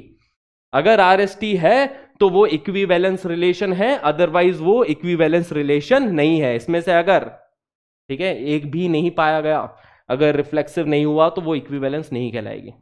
ठीक है, तो सबसे पहले रिफ्लेक्सिव है भैया। रिफ्लेक्सिव क्यों है? ये रिफ्लेक्सिव होगा क्योंकि L1, L1 इसका पार्ट होगा। L1, L1 is the part of that relation. क्यों सर? क्योंकि L1 के पैरेलल होगा, है ना? L1 is parallel to L1। एक लाइन को मैं खुद के पैरेलल बोल सकता हूं। मैं बोल सकता हूं कि L1 के ही पैरेलल है। एक लाइन को खुद के पैरेलल बोलना कोई गलत बात नहीं है, सत्य वचन है ये। ठीक है, सो ऐसा होगा। अब दूसरी बात करते हैं कि क्या सिमेट्रिक होगा? क्या सिमेट्रिक का मतलब क्या हो गया कि अगर L1, L2 इस रिलेशन का पार्ट है, अगर L1 comma L2 is a part of this relation, then L2 comma L1 इस रिलेशन का पार्ट होगा क्या? मतलब अगर L1 L2 के पैरेलल है तो मैं बोल सकता हूं कि L2 भी L1 के पैरेलल होगा। बिल्कुल बोल सकते हैं, है ना? If L1 comma L2 is a part of this relation, it implies that L2 comma L1 is also a part of that relation, hence it is a symmetric relation. Symmetric relation, ठीक है। NCERT में आ जाए, अगर जैसे board के अंदर ये question आ जाए ना, तो बढ़िया बढ़िया लिख के आ जाना, कॉपी भर देना यहाँ पे डिटेलिंग लिख देना कि देखो L1 because if L1 is parallel to L2 then L2 will also be parallel to L1, hence we can say, है ना? ये सारी चीजें लिख देना वहां पे, मैं नहीं लिख रहा, ठीक है। अब आगे बात करते हैं, सिमेट्रिक के बारे में बात करते हैं गाइस, कि अगर L1 कॉमा L2 इस रिलेशन का पार्ट है, अगर मैं बोलता हूं कि L1 कॉमा L2 इस रिलेशन का पार्ट है एंड L2 कॉमा L3 इस रिलेशन का पार्ट है, मतलब कि क्या होगा कि L1 जो है वो L2 के पैरेलल है एंड जो L2 जो है वो L3 के पैरेलल है, तो क्या अपन बोल सकते हैं कि L1 भी L3 के पैरेलल होगा? क्या अपन ऐसा बोल सकते हैं क्या गाइस? हाँ जी, L1 कॉमा L3 भी पार्ट होगा ना यार, ठीक है। तो हेंस इट इज ट्रांजिटिव। अगर L1 L2 के पैरेलल है, L2 L3 के पैरेलल है, तो L1 भी तो L3 के पैरेलल होगा। अगर L1 L2 के पैरेलल है, L2 किसी L3 के पैरेलल है, तो L1 एंड L3 भी तो पैरेलल होंगे, तो इसको ट्रांजिटिव भी बोलेंगे, हेंस ये तीनों है, ठीक है। फटाफट आगे बढ़ते हैं। हाँ जी, ये बोल रहा है L1 is perpendicular to L2, ठीक है। अब इसके बारे में कमेंट करो कि ये किस टाइप की रिलेशन है, L1 is perpendicular to L2। तो सबसे पहला सवाल कि क्या किसी लाइन को खुद के परपेंडिकुलर बोला जा सकता है? वो नहीं बोल सकते। देखो, एक लाइन को हम खुद के पैरेलल जरूर बोल सकते हैं, इसमें कोई संदेह नहीं होना चाहिए। A line is parallel to itself, but a line is not perpendicular to itself, ठीक है। A line is not perpendicular to itself, ये बात ध्यान रखना, ठीक है। So L1 comma L1 is not a part of this relation, reason being, reason लिख देना कि a line is not perpendicular to itself, तो hence it is not reflexive, ठीक है। Hence it is not reflexive. दूसरी बात, symmetric बोल सकते हैं क्या? अगर मैं बोलूं कि L1 comma L2 is a part of this relation, अगर बोले कि L1 कॉमा L2 मतलब L1 L2 के परपेंडिकुलर है, तो क्या ये भी बोल सकता हूं कि L2 भी L1 के परपेंडिकुलर होगा? जी हाँ, बिल्कुल बोल सकते हैं। Then L2 comma L1 is also a part of this relation. If L1 is perpendicular to L2, then L2 is also perpendicular to L1. So hence it is symmetric. ठीक है। देखो, कुछ बातें मैं बोल रहा हूं जो कि आपका फर्ज बनता है कि अगर आप नोट्स बना रहे हो तो उस नोट्स में खुद की लैंग्वेज में लिख लें इन चीजों को।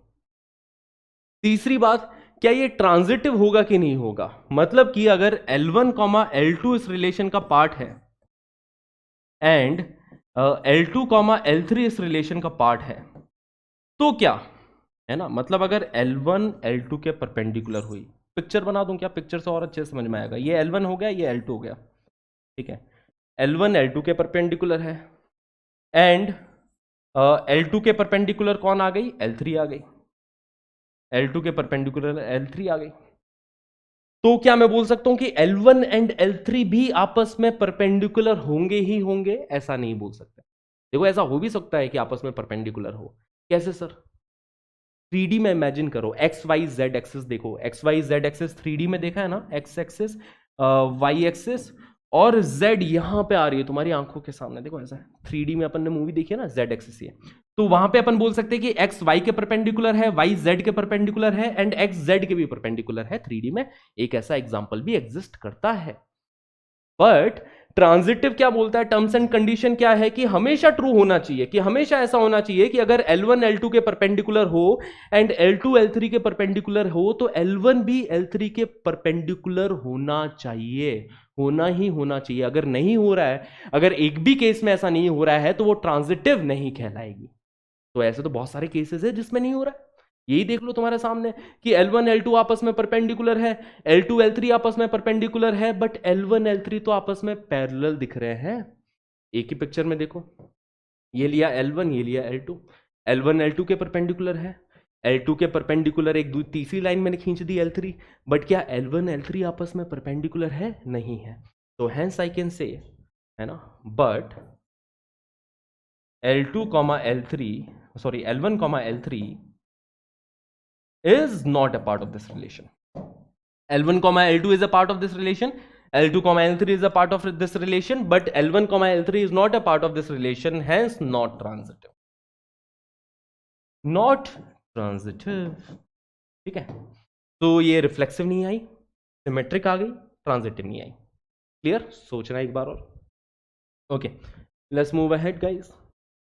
Okay, now this question says that given the relation R1,2, 1,3 on the set A, एक set के ऊपर अपन ने एक relation बना दी, then minimum number of ordered pairs which when added to R make it an equivalence relation. minimum इसमें कितने ऐसे ordered pair और add कर दूं जिससे कि ये equivalence बन जाए. अभी इसका हुलिया देखो, शक्ल देखो इसकी, है लग रहा है इक्विवेलेंस के लक्षण दिख रहे हैं इसके? नहीं है ना, इक्विवेलेंस किसी भी एंगल से नहीं है. ठीक है, समझ में आ रही बात है? इक्विवेलेंस क्यों नहीं है सर? सबसे पहले तो रिफ्लेक्सिव नहीं है. रिफ्लेक्सिव क्यों नहीं है? क्योंकि 1,1, 2,2, 3,3 है ही नहीं. अगर वो होता तो रिफ्लेक्सिव हो जाती. तो चलिए ऐड कर देते. यही तो सवाल है कि ऐसे कितने ऑर्डर्ड पेयर इसमें ऐड कर दे कि ये इक्विवेलेंस रिलेशन बन जाए. तो सबसे पहले तो रिलेशन R जो कि है 1,2, 1,3, सबसे पहले तो इसको रिफ्लेक्सिव बनाया जाए. रिफ्लेक्सिव बनाने के लिए 1,1 इसको दिया जाए, 2,2 भी इसको प्रदान किया जाए एंड 3,3 भी इसको दे दिया जाए. ठीक है, तो चलो रिफ्लेक्सिव तो हो गया, बट अभी भी इक्विवेलेंस के लक्षण नहीं है इसमें. ठीक है, क्योंकि अभी सिमेट्रिक नहीं दिख रहा है मुझे. सिमेट्रिक होने के लिए क्यों नहीं दिख रहा है? क्योंकि 1,2 है, 2,1 कहाँ है? तो 2,1 भी इसको देना पड़ेगा, तब जाके ये. अभी भी कहानी खत्म नहीं हुई है, 3,1 भी इसको देना पड़ेगा. अब ये सिमेट्रिक तो बन गया सर. ठीक है, सिमेट्रिक बन गया सर. अब ट्रांजिटिव का सोचो, क्या ये ट्रांजिटिव है क्या? अब ट्रांजिटिव के लिए देखो, कहीं ऐसा ट्रांजिटिव की कंडीशन फंस ना रही हो. घर से बाहर निकल गया और 10 बजे से पहले वापस आया ही नहीं, तो ऐसा कंडीशन नहीं होनी चाहिए. घर से बाहर तो निकला है कई जगह पे, देखो कैसे निकला है कि देखो 1,2 है, 2,1 है, 1,1 होना चाहिए, चलो है. घर से बाहर निकला बच्चा पर वापस आ गया, अभी तक तो आ गया. अभी देखो, अब बाकी बच्चों के बारे में देखो इसके कि 3,1 है, 1,3 है, 3,3 होना चाहिए. ठीक है, अब देखो यहाँ पे घर पे नहीं आया. देखो 2,1 है, 1,3 है, ये वाला बच्चा अभी घर पे नहीं पहुंचा 10 बजे से पहले. ठीक है, अभी दिख रहा है ना कि 2,1 है, 1,3 है, तो 2,3 भी होना चाहिए ट्रांजिटिव के लिए. तो 2,3 तो यहाँ पे है ही नहीं, तो 2,3 सर देना पड़ेगा इसको, सर देना पड़ेगा, तभी जाके ये ट्रांजिटिव होगा. तो ये केस फंस रहा था कि 2,1 है, 1,3 है, बट 2,3 नहीं है, तो 2,3 दे दिया. बट यहां पे सिमेट्रिक नाराज हो गया कि अरे भैया सिमेट्रिक अच्छा खासा बना हुआ था, क्यों सर सिमेट्रिक बिगाड़ दिया सर, 2,3 दे दिया, अब 3,2 भी देना पड़ेगा ताकि ये सिमेट्रिक बना रहे. तो चलिए इसको 3,2 भी दे देते हैं. अब चेक कर लो जरा, सिमेट्रिक तो है ही, रिफ्लेक्सिव तो हमने बना ही दिया. रिफ्लेक्सिव की बड़ी प्यारी सी कंडीशन है, इतनी सी कंडीशन है रिफ्लेक्सिव की, है ना, इतनी सी डिमांड है इसकी कि बस ये 3 हो जाए, बाकी हमें देखना नहीं.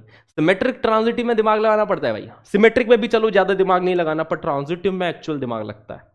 ठीक है, अब देखो ट्रांजिटिव की कंडीशन भी ये सेटिस्फाई कर ही रहा है ना, कर रहा है ना, कहीं फंस तो नहीं रहा. देखो कहीं नहीं फंस रहा गया, कहीं भी नहीं फंसेगा. 2,3 है, 3,2 है, 2,2 होना चाहिए. ठीक है, कहीं नहीं फंस रहा है, तो इसलिए अपन बोलेंगे कि अब ये ठीक है. अब ये पूरी जो रिलेशन है इक्विवेलेंस रिलेशन बन गई. तो सवाल ये पूछ रहा था गाइस कि ऐसे कितने ऑर्डर्ड पेयर हम लोग इसमें ऐड करें कि ये इक्विवेलेंस बन जाएंगे. तो ये जो व्हाइट में लिखे हैं ना, वो मैंने ऐड किए हैं इसके अंदर. ये ऑलरेडी थे, ये मैंने ऐड किए हैं. तो इसमें टोटल हमने 7 ऐड किए हैं ना, 7 ऑर्डर्ड पेयर ऐड किए हैं, तब जाके ये इक्विवेलेंस रिलेशन बन चुका है. Okay, that will be our answer. एक बार टाइमिंग देख लेता हूँ, पता चले फिर से 2.5 घंटे का वीडियो बन गया. चलो अभी तो टाइम है. ओके, चलिए आगे बढ़ते. Now for real numbers x and y we write x related to y. अरे बढ़िया सवाल. देखो इसी तरीके का एक और सवाल बताऊंगा जो कि पास्ट ईयर जेईई मेंस में पूछा गया है. ठीक है, अब इसके बाद में जेईई मेंस के क्वेश्चन आने वाले हैं. तो for real numbers x and y we write x related to y, है ना. x y से कब रिलेटेड होगा? जब x माइनस वाई प्लस √2 एक इरेशनल नंबर आ जाए. अगर x माइनस वाई प्लस √2 एक इरेशनल नंबर आ गया तो एक्स एंड वाई आपस में रिलेटेड होंगे। तो इस रिलेशन के बारे में क्या बोलेंगे? सबसे पहले, क्या ये रिफ्लेक्सिव है कि नहीं है? रिफ्लेक्सिव होने के लिए ए कॉमा ए इस रिलेशन को सेटिस्फाई करना चाहिए। तो ए कॉमा ए इसको सेटिस्फाई कर रहा है क्या? क्या मैं बोल सकता हूं a minus a plus root two is an irrational number? है क्या गाइस? बताओ जरा। आई होप आप इन सब सवालों को खुद से जरूर ट्राई कर रहे हो, क्योंकि यार ये फिर देखो खुद के साथ तुम बहुत बड़ा अन्याय कर दोगे अगर तुम डायरेक्टली चलो क्वेश्चन पढ़ा, क्वेश्चन भी मैं ही पढ़ के बता रहा हूँ, सॉल्यूशन भी बस तुम सुन रहे हो एकदम प्रवचन की तरह, तो ये खुद के साथ अन्याय कर दोगे, क्योंकि फिर तुमने खुद को वो मौका ही नहीं दिया क्वेश्चन के साथ लड़ने का, क्वेश्चन के साथ फाइट करने का। खुद के अंदर जो टैलेंट छुपा हुआ है ना, वो छुपा हुआ ही रह जाएगा, है ना। गंगाधर से शक्तिमान कब बनोगे? है ना, कब बनोगे? कब खोलेगा खून तुम्हारा? तो गंगाधर से शक्तिमान बनने के लिए एक बार ध्यान लगाना पड़ता है, सोचना पड़ता है ना। फिर ऐसे कमर पे से 6 चक्र बनते हैं। शक्तिमान देखा है तुम लोगों ने? या शक्तिमान या शायद हम पुरानी वाली जनरेशन से हो गए तो हमने देखा है, आप में से शायद कईयों ने शक्तिमान देखा नहीं होगा, पर चलो छोड़ो, ठीक है। तो a minus a plus root two एक इरेशनल नंबर है ना, है ना, क्योंकि देखो a माइनस ए तो जीरो हो गया, zero plus root two is an irrational number. बिल्कुल सही बात है। तो a comma a is a part of this relation, a comma a इस रिलेशन का पार्ट है, हैंस इट इज रिफ्लेक्सिव। तो आंसर तो यही आ गया, क्योंकि सिंगल करेक्ट क्वेश्चन था, तो ऑप्शन ए सही हो गया। तो सर छोड़ो, अब आगे क्या सोचना, अब आगे बढ़ते हैं सर, इसके आगे सोचने की जरूरत ही नहीं है, ठीक है। नहीं यार मजा आएगा, देखो सोचते हैं, है ना। अब सोचते हैं कि ये सिमेट्रिक होगा कि नहीं होगा। वैसे तो पता चल गया ऑलरेडी कि सिमेट्रिक नहीं होगा, ट्रांजिटिव नहीं होगा, पर सोचते हैं ऐसा क्यों, ऐसा क्यों, सिमेट्रिक क्यों नहीं है, ये ट्रांजिटिव क्यों नहीं है, दया बताओ। तो सिमेट्रिक ये क्यों नहीं आ रहा है? For real numbers x and y we write, देखो अगर एक्स कॉमा वाई इसको सेटिस्फाई कर रहा हो, तो क्या मैं बोल सकता हूं कि वाई कॉमा एक्स भी इसको सेटिस्फाई करेगा? मतलब अगर, जस्ट अ सेकेंड गाइज, ये फोन कहां बच रहा है, एक सेकेंड, माय बैड, साइलेंट पे कर देते हैं इसको। हाँ जी हाँ जी हाँ जी हाँ जी हाँ जी, let's get back to it. अगर x कॉमा वाई इस रिलेशन का पार्ट है ना, तो क्या मैं बोल सकता हूं कि y कॉमा एक्स भी इस रिलेशन का पार्ट होगा? क्या ऐसा बोला जा सकता है? ये सवाल है मेरा, है ना, कि अगर ये है तो क्या ये होगा? ऐसा जरूरी है क्या? मतलब कि अगर x minus y plus root two, अगर ये एक इरेशनल नंबर आ गया, कोई इरेशनल नंबर आ गया, तो अपन बोल सकते हैं क्या कि y minus x plus root two भी एक इरेशनल नंबर आएगा ही आएगा? हाँ जी आएगा, बता, है आएगा, आएगा कि नहीं आएगा? ठीक है, एग्जाम्पल सोचेंगे अब इसमें। जनरल केस में थोड़ा सा है ना फंस जाओगे, तो अब एग्जाम्पल की तरह सोच लो। एग्जाम्पल में ऐसा सोच रहा हूं कि देखो कि अगर रूट टू ले लूं मैं, एक्स को, वाई को जीरो ले लूं। देखो root two minus zero plus root two एक रैशनल नंबर है, but zero minus root two plus root two एक रैशनल नंबर नहीं है गाइस। दिख रहा है ना कि रूट टू कॉमा जीरो अगर इस रिलेशन का पार्ट है, but zero comma root two इस रिलेशन का पार्ट नहीं है, तो नहीं आएगा, तो ये सिमेट्रिक नहीं आएगा guys. Root two comma zero इसको सेटिस्फाई कर रहा है ना, देखो root two minus zero plus root two एक इरेशनल नंबर आ रहा है, पर zero minus root two plus root two एक इरेशनल नंबर नहीं आ रहा है, तो इसलिए अपन बोलेंगे कि hence not symmetric, hence not symmetric. Okay, अब फाइनली बात कर लेते हैं ट्रांजिटिव के बारे में। तो कॉपी कर लेता हूं मैं स्लाइड को। फाइनली बात करते हैं किसके बारे में? ट्रांजिटिव के बारे में, ठीक है। ओ शिट, ये क्या हो गया?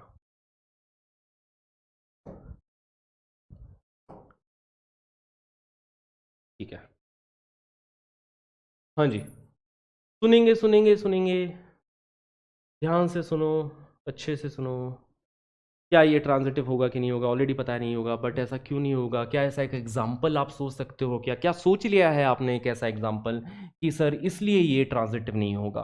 तो ट्रांजिटिव के लिए हमें कुछ इस तरीके का एग्जांपल सोचना है कि a कॉमा बी इस रिलेशन को सेटिस्फाई कर रहा हो एंड b कॉमा सी इस रिलेशन को सेटिस्फाई कर रहा हो और a कॉमा सी ना कर रहा हो, है ना, एंड a कॉमा सी इस रिलेशन को सेटिस्फाई नहीं कर रहा हो। अगर हमने ऐसा एग्जांपल सोच लिया तो हम बोल देंगे कि ये ट्रांजिटिव नहीं है।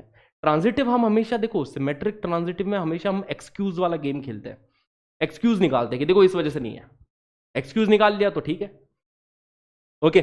तो a कॉमा बी इस रिलेशन का पार्ट है, जैसे कि फॉर एन एग्जांपल कि √2, 1 ले लेते हैं ना, √2, 1 रिलेशन का पार्ट है ना। क्यों इस रिलेशन का पार्ट है? क्योंकि √2 - 1 प्लस √2 क्या एक इरेशनल नंबर आता है, इसको मैं शॉर्ट में प्यार से QC बोलता हूं, है ना, कि रैशनल का कॉम्प्लीमेंट, इरेशनल नंबर आ रहा है, ठीक है। एंड 1, 2 √2 ले लिया, देखो वो भी उस रिलेशन का पार्ट होना चाहिए। मतलब मैं ऐसा कुछ सोचूंगा ना कि √2, 1 रिलेशन का पार्ट हो, 1, समथिंग भी इस रिलेशन का पार्ट हो, है ना, 1, समथिंग भी इस रिलेशन का पार्ट हो, बट √2, दैट थिंग इस रिलेशन का पार्ट ना हो, ठीक है। तो √2, 2 √2 तो नहीं आएगा इस रिलेशन का पार्ट, है ना। √2, 2 √2 क्या इस रिलेशन का पार्ट आएगा क्या? क्योंकि √2 - 2 √2 प्लस √2, हाँ नहीं आएगा, क्योंकि वो एक इरेशनल नंबर नहीं बनेगा। तो देखो सुनो जरा ध्यान से, देखो √2, 1 इस रिलेशन का पार्ट है, 1, 2 √2 इस रिलेशन का पार्ट है कि नहीं? क्यों है इस रिलेशन का पार्ट? क्योंकि देखो 1 - 2 √2 प्लस √2, ठीक है, ये बन रहा है एक रैशनल नंबर बन रहा है, तो ये भी इस रिलेशन का पार्ट बनेगा। बट √2, 2 √2 देखो, है ना, बट √2, 2 √2 इस रिलेशन का पार्ट नहीं है। क्यों नहीं है गाइस? क्योंकि आप देख सकते हो √2 - 2 √2 प्लस √2 क्या जीरो बन रहा है क्या ये? हाँ जी सर, ये तो जीरो बन जाएगा, जीरो बन जाएगा तो ये एक रैशनल नंबर आ गया, तो ये इसलिए इस रिलेशन का पार्ट नहीं है। देखो √2, 1 पार्ट है, 1, 2 √2 पार्ट है, बट √2, 2 √2 इस रिलेशन का पार्ट नहीं है, hence we can say that this is not transitive as well. तो क्या आ जाएगा आंसर? Option A, reflexive. सिर्फ रिफ्लेक्सिव है, सिमेट्रिक नहीं आया, ट्रांजिटिव नहीं आया, एग्जाम्पल हमने ऐसे ढूंढ निकाले, ठीक है। मजा आ रहा है, मजा आ रहा है गाइज। अब आएगा मजा और, ठीक है, अब मजा दुगुना होगा क्योंकि अब जेई मेंस का टैग लग चुका है इस सवाल के साथ। जेई मेंस में पूछा गया सवाल है, बहुत ही उम्दा सवाल है, बहुत अच्छा सवाल है ना। सोचेंगे जरा इसके ऊपर, वीडियो पॉज कर देना भले, सोच लेना एक बार, फिर अपन आगे, है ना, फिर सोचना, ठीक है, फिर देखना कैसे करेंगे इस क्वेश्चन को। तो यहां पे देखो R1 एंड R2 दो रिलेशन दे रखी है। R1 एक इस प्रकार से रिलेशन दे रखी है कि R1 ऐसी कुछ रिलेशन है गाइस, R1 रिलेशन का पार्ट होने के लिए, है ना, इस क्लब में शामिल होने के लिए क्या होना चाहिए कि a, b belongs to R²। इसका मतलब समझे क्या? a, b belongs to R², ये मैंने लास्ट क्लास में बताया था गाइस कि अगर ये लिखा हुआ है इसका मतलब कि जो a, b जो है वो ऑर्डर्ड पेयर है रियल सेट के, मतलब यहां पे ए भी कोई भी रियल नंबर हो सकता है, बी भी कोई भी रियल नंबर हो सकता है। तो मैथमेटिकल लैंग्वेज पढ़ना आना चाहिए, मैथ्स की लैंग्वेज अपने को आनी चाहिए, ठीक है। तो देखो ए भी कोई रियल नंबर है, बी भी कोई रियल नंबर है, वो R² का पार्ट है, ठीक है। तो a, b कब होगा इस रिलेशन R1 में?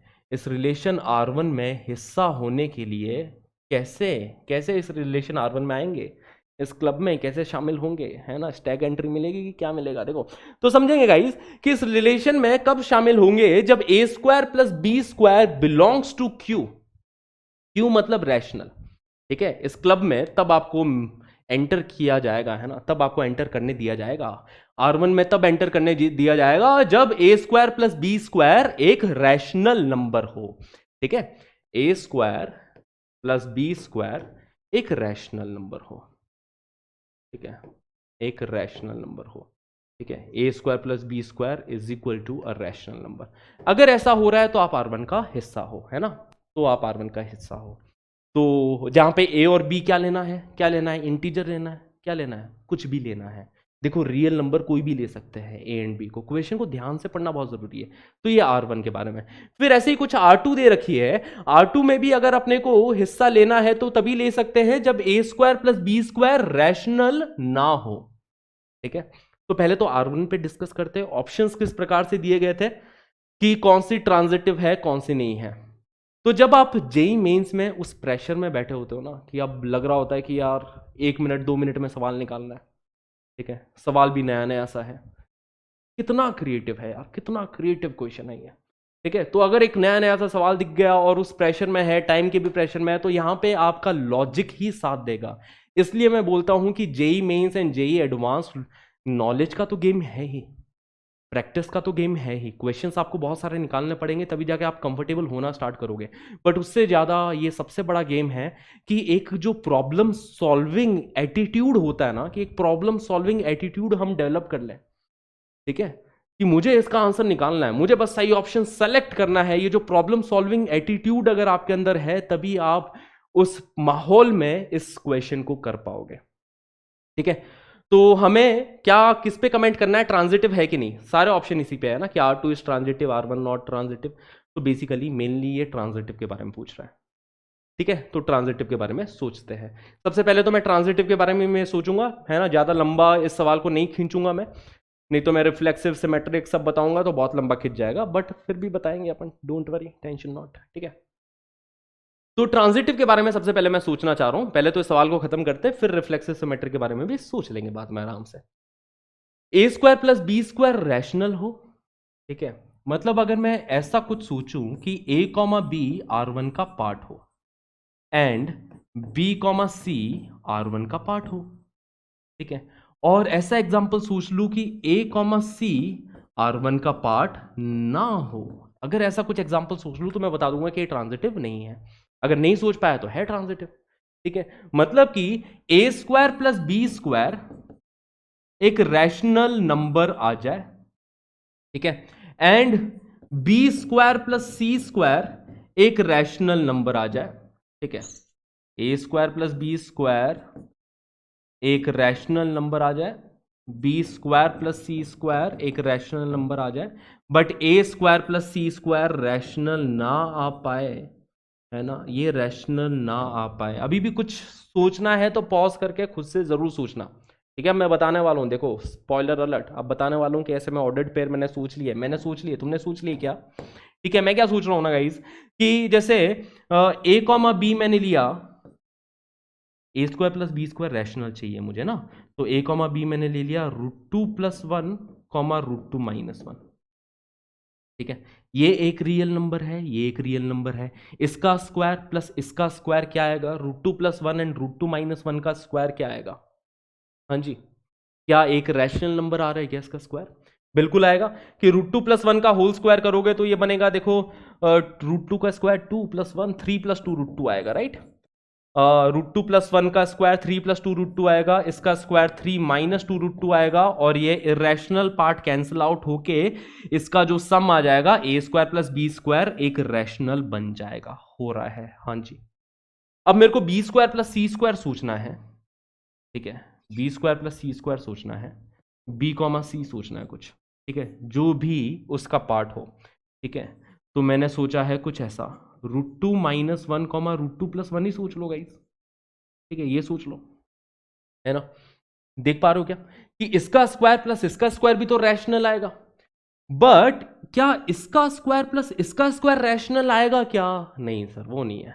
√2+1 का स्क्वायर एंड √2+1 का स्क्वायर को ऐड करोगे तो वो एक इरेशनल नंबर बन रहा है, ठीक है। तो ये एक रिलेशन का पार्ट हुआ, ये R1 का पार्ट हुआ, ये भी R1 का पार्ट हुआ, but √2+1 comma √2+1 is not a part of R1। A comma b R1 का पार्ट है, बी कॉमा सी R1 का पार्ट है, but a comma C R1 का पार्ट नहीं है, हेंस मैं बोल सकता हूं नॉट ट्रांजिटिव। ट्रांजिटिव होने के लिए होना चाहिए था, बट अपन ने ऐसा एक एक्सक्यूज ढूंढ लिया है कि जिसकी वजह से ट्रांजिटिव नहीं है, तो ऐसे एग्जाम में आपको लॉजिक ही बचाएगा, ठीक है। तो R1 के बारे में हमने कमेंट कर लिया कि ट्रांजिटिव नहीं है। अच्छा, साफ साफ दिख भी रहा है कि ये रिफ्लेक्सिव भी नहीं होगा गाइस, फिर तो रिफ्लेक्सिव नहीं होगा क्योंकि √2+1 कॉमा √2+1 R1 का पार्ट ही नहीं है। तो अगर आपके मन में है कि सर ये रिफ्लेक्सिव होगा कि नहीं होगा, तो सामने एग्जांपल बैठा है आपके कि ये रिफ्लेक्सिव भी नहीं होगा, ठीक है ना, क्योंकि रिफ्लेक्सिव होने के लिए इसको पार्ट होना चाहिए था R1 का, तो रिफ्लेक्सिव नहीं है। सिमेट्रिक के बारे में बात करी जाए तो सिमेट्रिक हो जाएगा गाइस, क्योंकि अगर a square plus b square rational है तो b square plus a square भी रैशनल होना चाहिए। तो R1 के बारे में क्या कमेंट किया मैंने, R1 के बारे में ये कमेंट किया है कि R1 रिफ्लेक्सिव नहीं है, क्योंकि साफ साफ दिख रहा है कि ये इसका पार्ट ही नहीं है, तो रिफ्लेक्सिव नहीं होगा। सिमेट्रिक है, क्योंकि अगर a square plus b square rational है तो b square plus a square भी रैशनल होगा। एंड ट्रांजिटिव नहीं है, तो हमें तो बेसिकली ट्रांजिटिव के ऊपर कमेंट करना था। अब जो R2 है ना, अब लॉजिक समझ में आ रहा है, लॉजिकल सेंस में देखा जाए तो R2 भी तो कुछ उसी प्रकार की रिलेशन हो गया कि जिसके अंदर बोल रहा है कि a square plus b square irrational आ जाए। तो इसमें भी अपन ऐसा एग्जाम्पल तो ढूंढ ही सकते हैं। फील आ रही है ना तुम्हें कि ऐसा एग्जाम्पल इसमें भी ढूंढना कोई बड़ी मुश्किल वाला बात नहीं है। जब अपन ने R1 में ऐसा एग्जाम्पल ढूंढ लिया तो R2 में भी ऐसा एग्जाम्पल जरूर ढूंढ सकते हैं जिसके अंदर a square plus b square एक इरैशनल आ जाए, b square plus c square एक इरैशनल आ जाए, but a square plus c square irrational ना हो। ऐसा एग्जाम्पल ढूंढना मुश्किल वाली बात नहीं है, ठीक है। तो ये भी R2 भी नॉट ट्रांजिटिव होगा, R2 भी नॉट ट्रांजिटिव। तो ऑप्शन कौन सा वाला करेक्ट हो गया, neither R1 nor R2 is transitive. तो ये अप्रोच रहेगी एग्जाम में ना, लॉजिकल अप्रोच रहेगी, ठीक है। ऐसा नहीं कि अपन सॉल्व करने बैठ गए, ठीक है। सही ऑप्शन निकालना है, हमारा जो गोल है वो है कि सही ऑप्शन कम से कम टाइम में सही ऑप्शन पे पहुंच जाए बस, ठीक है, तभी नंबर मिलेंगे। अच्छा, एग्जाम्पल आपके मन में आएगा, मुझे पता है आपके कमेंट्स आ जाएंगे, सर ये तो बताओ, ये तो बताओ सर कि R2 क्यों ट्रांजिटिव नहीं है, ठीक है। तो R2 क्यों ट्रांजिटिव नहीं है तो इसके बारे में मैं बता देता हूं। श्योर गाइस, R2 के लिए मैं एग्जांपल ढूंढ देता हूं एक, आप भी सोचना, नहीं तो मैं बता ही रहा हूं कि R2 ट्रांजिटिव क्यों नहीं है। कि a square plus b square irrational आ जाए, तो ए कॉमा बी मुझे ढूंढना है जो कि इरैशनल आ जाए, बी कॉमा सी मुझे ढूंढना है जो भी इरैशनल आ जाए, but a comma c irrational ना आए। ऐसा कुछ एग्जांपल अपने को सोचने का है, ठीक है। तो ये इजी नहीं रहेगा, ये तो देखो आसान है ना यार। कि जैसे 1, √2 + 1 सोच लिया मैंने, ये देखो 1, √2 + 1 एक इरैशनल आएगा, इसका स्क्वायर प्लस इसका स्क्वायर इरैशनल आएगा, ठीक है। एंड √2 + 1, 1 ये भी इरैशनल आएगा, क्योंकि इसका स्क्वायर प्लस इसका स्क्वायर एक इरैशनल आने वाला है। बट क्या इसका स्क्वायर प्लस इसका स्क्वायर इरैशनल होगा क्या? क्या 1 स्क्वायर + 1 स्क्वायर इरैशनल होगा क्या? तो ए कॉमा बी मैंने ये लिया है, बी कॉमा सी ये लिया है, तो साफ साफ देख सकते हैं कि ए कॉमा बी मतलब 1 + 1 का स्क्वायर प्लस √2 + 1 का स्क्वायर एक इरैशनल नंबर आ रहा है, ठीक है। √2 + 1 का स्क्वायर प्लस 1 का स्क्वायर एक इरैशनल नंबर आ रहा है, बट 1, 1 मतलब 1 square + 1 square is not an irrational number, hence this is also not transitive. तो बहुत ही क्रिएटिव सवाल, और यही ब्यूटी है देखो इन सवालों की। तो आप सोचिए ज़रूर, और सोचते सोचते ना आपकी जो थिंकिंग कैपेबिलिटी है वो बढ़ती चली जाएगी। एक बार फिर से मैं टाइम देख लूँ, ठीक है, अभी तो बहुत टाइम है अपने पास। ओके गाइज, ये क्वेश्चन देखिए ज़रा यार, इस क्वेश्चन पे गौर फरमाइए। ये भी AIEEE 2010 का बहुत क्रिएटिव क्वेश्चन है, बहुत अमेजिंग क्वेश्चन है।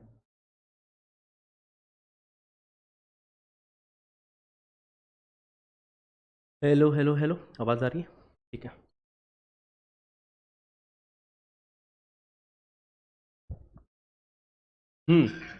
सोचा क्या सर, अभी तो सवाल ही नहीं समझ आया सर, ये क्या लिखा हुआ है, ये क्या अब्बा जब्बा डब्बा लिखा हुआ है ये। सुनो जरा ध्यान से, इजी क्वेश्चन है, इंटरेस्टिंग क्वेश्चन है, बहुत इजी है। लॉजिकल अप्रोच फिर से अपनी रहने वाली है इस सवाल में। कंसिडर द फॉलोइंग रिलेशन, एक रिलेशन R दे रखी है, एक रिलेशन S दे रखी है, चारों ऑप्शन में देख रखा हो तो चारों ऑप्शन में यही पूछा गया है कि R किस टाइप की रिलेशन है, S किस टाइप की रिलेशन है, ठीक है। तो रिलेशन R इस तरीके से दे रखा है कि R is equal to ordered pair x, y, x, y are real numbers and x is equal to WY for some rational number W। Relation R पे गौर फरमाइएगा गाइस, है ना, बिल्कुल रिलेशन R पे गौर फरमाना कि क्या है कि x, y कब पार्ट होगा। Just a second. X comma y इस रिलेशन का कब पार्ट होगा? एक्स कॉमा वाई इस रिलेशन का तब पार्ट होगा जब x बराबर WY हो जाए, जब मैं x बराबर WY बोल दूं किसी रैशनल नंबर W के लिए, ठीक है। तो ये किस प्रकार की रिलेशन है, क्या रिफ्लेक्सिव होगी कि नहीं होगी, क्या सिमेट्रिक होगी कि नहीं होगी, क्या ट्रांजिटिव होगी कि नहीं होगी।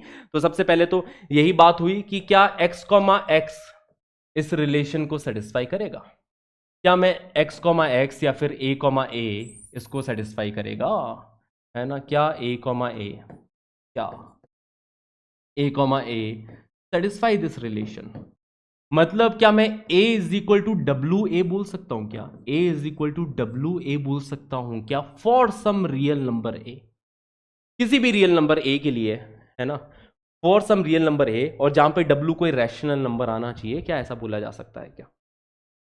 ठीक है, कंफ्यूज्ड अभी भी लग रहा है कि नहीं सर, पता नहीं सर, पता नहीं सर, बोल सकते नहीं बोल सकते, भगवान जाने सर। ठीक है, सोचो जरा, क्या 0,0 इसको सेटिस्फाई करेगा, इस इक्वेशन को करेगा, है ना। 0 इज इक्वल टू डब्ल्यू इंटू 0, तो 0,0 इस इक्वेशन को सेटिस्फाई कर रहा है। 0 इज इक्वल टू 0 बिल्कुल सेटिस्फाई कर रहा है। डब्ल्यू यहाँ पे कोई रैशनल नंबर जरूर हो सकता है, डब्ल्यू 1 हो सकता है, 2 हो सकता है, कोई भी रैशनल नंबर हो सकता है, हमें नहीं पता कौन सा होगा। ठीक है, 1,1 इसको सेटिस्फाई करेगा। 1 इज इक्वल टू डब्ल्यू इंटू 1, यहां पे तो साफ साफ पता है कि डब्ल्यू जो होगा वो 1 ही होने वाला है, एक रैशनल नंबर आ रहा है। ठीक है, 2 इज इक्वल टू डब्ल्यू इंटू 2 सेटिस्फाई कर रहा है सर, 2,2 भी इसको सेटिस्फाई करेगा। अगर मैं √3, ले लूं, √3 इज इक्वल टू डब्ल्यू इंटू √3, वो भी इसको सर सेटिस्फाई करेगा। डब्ल्यू यहां पे कोई रैशनल नंबर ही निकल के आ रहा है। ठीक है, तो ये गाइज रिफ्लेक्सिव रिलेशन तो है, ये रिफ्लेक्सिव रिलेशन है। बहुत ही अच्छा सवाल है गाइस, बहुत अच्छा सवाल है ये। ठीक है, हो सकता है फिर से ये सवाल आ जाए किसी अलग रूप में, फिर से जेई पूछ ले, बहुत ज्यादा चांसेस है इस सवाल के। ठीक है, तो देखना ध्यान से। तो रिफ्लेक्सिव है, कई लोग यहां पे बोलते हैं कि रिफ्लेक्सिव नहीं है। ठीक है, तो ऐसा मत मानना गाइस, ऐसा नहीं है कि ये रिफ्लेक्सिव नहीं है। ठीक है, यहाँ पे जनरल जो कॉमन मिस्टेक ये है ना कि इसमें वो रिफ्लेक्सिव, कई लोग बोलते हैं कि रिफ्लेक्सिव नहीं है। रिफ्लेक्सिव क्यों नहीं है, क्योंकि 0,0 इसको सेटिस्फाई नहीं कर रहा है, जबकि कर रहा है गाइस। 0,0 इसको सेटिस्फाई कर रहा है, 0 इज इक्वल टू डब्ल्यू इंटू 0। बट अगर सपोज ये ऐसा लिखा होता, क्वेश्चन में देखो फर्क कहां आ जाता है। अगर मैंने रिलेशन को इसी तरीके से दे रखा होता कि W is equal to x by y, अगर इस स्टेटमेंट की जगह ये वाला स्टेटमेंट हटा के मैं ये वाला स्टेटमेंट लिख देता कि W is equal to x upon y for some real number x and y, और ये भी नहीं मेंशन करता कि y नॉट इक्वल टू 0। ठीक है, वैसे तो अगर ये भी लिखा होता तो वो शायद मेंशन कर देता कि y not equal to 0, but अगर सपोज नहीं किया होता तो अपन बोलते कि हाँ फिर तो सर रिफ्लेक्सिव में पंगा आ गया, क्योंकि 0,0 इसका पार्ट नहीं होगा। ठीक है, तो रिफ्लेक्सिव में पंगा आ जाएगा, है ना। तो रिफ्लेक्सिव ये नहीं होगा। अगर W is equal to x upon y दिया होता तो ये रिफ्लेक्सिव नहीं होता, क्योंकि 0/0 इज नॉट डिफाइंड गाइज, उस केस में ये रिफ्लेक्सिव नहीं कहलाता। ठीक है, बट इसने स्टेटमेंट इस प्रकार से दे रखा है, तो यहां पे 0,0 सेटिस्फाई कर रहा है। 0 इज इक्वल टू 0 बोलना बिल्कुल सही बात है, कोई पाप नहीं है 0 इज इक्वल टू 0 बोलना। तो इसलिए अपन बोल सकते हैं कि this is a reflexive relation. ठीक है, a comma a is a part of this relation for every a, है ना, for all a belonging to real number. कोई भी a रियल नंबर ले लो, a कॉमा ए इसको सेटिस्फाई कर रहा है, हेंस दिस इज रिफ्लेक्सिव। ठीक है, बिल्कुल सही बात, इसको रिफ्लेक्सिव कहा जाएगा, बिल्कुल कहा जाएगा। ओके, नाउ अब क्या इसको सिमेट्रिक बोल सकता हूं क्या मैं, यही है इंपॉर्टेंट बात, क्या इसको सिमेट्रिक बोले कि नहीं बोले। देखो ये मजेदार चीज है, मतलब कि अगर a कॉमा बी इसको सेटिस्फाई कर रहा हो तो क्या b कॉमा ए भी हमेशा सेटिस्फाई करेगा। तो अब ये बात आई यहां पे। ठीक है, तो इसके लिए एक जो लूप होल है ना इस क्वेश्चन में, मतलब बेसिकली लूप होल नहीं है इस क्वेश्चन में, अपन बोलेंगे कि जिसकी वजह से एक जो एग्जाम्पल, अगर आपने ये एग्जाम्पल हिट कर गया, अगर आपने ये एग्जाम्पल सोच लिया तो क्वेश्चन समझ में आ जाएगा कि हाँ सर सिमेट्रिक नहीं है। और अगर एग्जाम्पल ये नहीं सोच पाए तो फिर नहीं होगा सवाल। ठीक है, तो यहाँ पे ये एग्जाम्पल सोचने वाली बात थी। तो एग्जाम्पल क्या है, एग्जाम्पल कौन सा सोचना है कि सर 0,1 इसको सेटिस्फाई करेगा, है ना। 0,1 is a part of relation R। क्यों है 0,1 इस रिलेशन का पार्ट, देखो जरा, x की जगह 0 रखूं एंड y की जगह 1 रखूं तो क्या एक W रैशनल नंबर आ रहा है क्या। जी हाँ, W इज इक्वल टू 0 आ रहा है, which is a rational number, which is a rational number. ठीक है, सही बात है। 0,1 इसको सेटिस्फाई कर रहा है, but 1,0 is not a part of this relation. 1,0 इसको नहीं सेटिस्फाई करेगा, क्योंकि 1 इज इक्वल टू डब्ल्यू इंटू जीरो। अब ये बोलना गलत हो जाएगा, देखो 1 इज इक्वल टू डब्ल्यू इंटू जीरो। यहां पे डब्ल्यू की कोई वैल्यू नहीं आएगी, रैशनल क्या कोई वैल्यू नहीं आएगी यहां पे। ऐसा कोई डब्ल्यू नहीं है रियल नंबर की कैटेगरी में, ऐसा कोई डब्ल्यू नहीं है जो कि इस इक्वेशन को सेटिस्फाई कर जाए, क्योंकि लेफ्ट हैंड साइड 1 है, राइट हैंड साइड 0 है, कभी सेटिस्फाई हो नहीं सकती। तो 0,1 इस रिलेशन का पार्ट है, but 1,0 is not a part of this relation, hence we can say that not symmetric, है ना। 1 इज नॉट इक्वल टू डब्ल्यू into zero, hence we can say not symmetric. ठीक है, तो ये इंपॉर्टेंट कहानी थी इसमें, है ना। दिस इज वेरी इंपॉर्टेंट कि that is why it is not symmetric. 0,1 is a part of this relation, but 1,0 is not a part of this relation, hence not symmetric. और अगर सिमेट्रिक नहीं है, और ये तो इक्विवेलेंस के बारे में पूछ रहा है, देखो बड़ी बड़ी बातें कर रहा है कि इक्विवेलेंस है कि नहीं है, तो इक्विवेलेंस तो नहीं है। एक भी फंस गया, अगर रिफ्लेक्सिव सिमेट्रिक ट्रांजिटिव में से एक भी फंस गया, तो ये इक्विवेलेंस तो नहीं आएगा। So that is why this is not an equivalence relation. Okay guys, now और ट्रांजिटिव के बारे में आपके मन में अगर सवाल है कि सर ये ट्रांजिटिव है कि नहीं है, तो वैसे तो अगर एग्जामिनेशन में क्वेश्चन आए तो हमें सोचने की जरूरत नहीं है कि ट्रांजिटिव है या नहीं है। बट ट्रांजिटिव क्या अपन बोल सकते हैं क्या, है ना। ट्रांजिटिव बोल सकते हैं क्या कि अगर ए कॉमा बी रिलेशन का पार्ट हो, मतलब ए इज इक्वल टू डब्ल्यू बी, जहां पे डब्ल्यू एक रैशनल नंबर आ रहा हो, अगर ए इज इक्वल टू डब्ल्यू बी हो एंड बी कॉमा सी भी इस रिलेशन का पार्ट हो, मतलब अगर अपन बोल दे कि b is equal to some other rational number. अब यहां पे देखो w के रूप बदल रहे हैं अलग अलग, कि कोई भी यहां पे b इज इक्वल टू डब्ल्यू सी अगर इसको सेटिस्फाई कर रहा हो, तो अपन क्या बोल सकते हैं कि a कॉमा सी भी इस रिलेशन का पार्ट होगा, a कॉमा सी भी इस रिलेशन का पार्ट होगा। तो जनरली अब इसमें फिर से अपन एग्जाम्पल के थ्रू जाएंगे कि ऐसा कोई एग्जाम्पल अपन सोच सकते हैं क्या जिसकी वजह से ये ट्रांजिटिव ना कहलाए। तो देखना जरा कि 1,2 इसको सेटिस्फाई कर रहा है। ठीक है, 1 इज इक्वल टू 2 इंटू डब्ल्यू। ठीक है, तो डब्ल्यू एक रैशनल नंबर आ गया।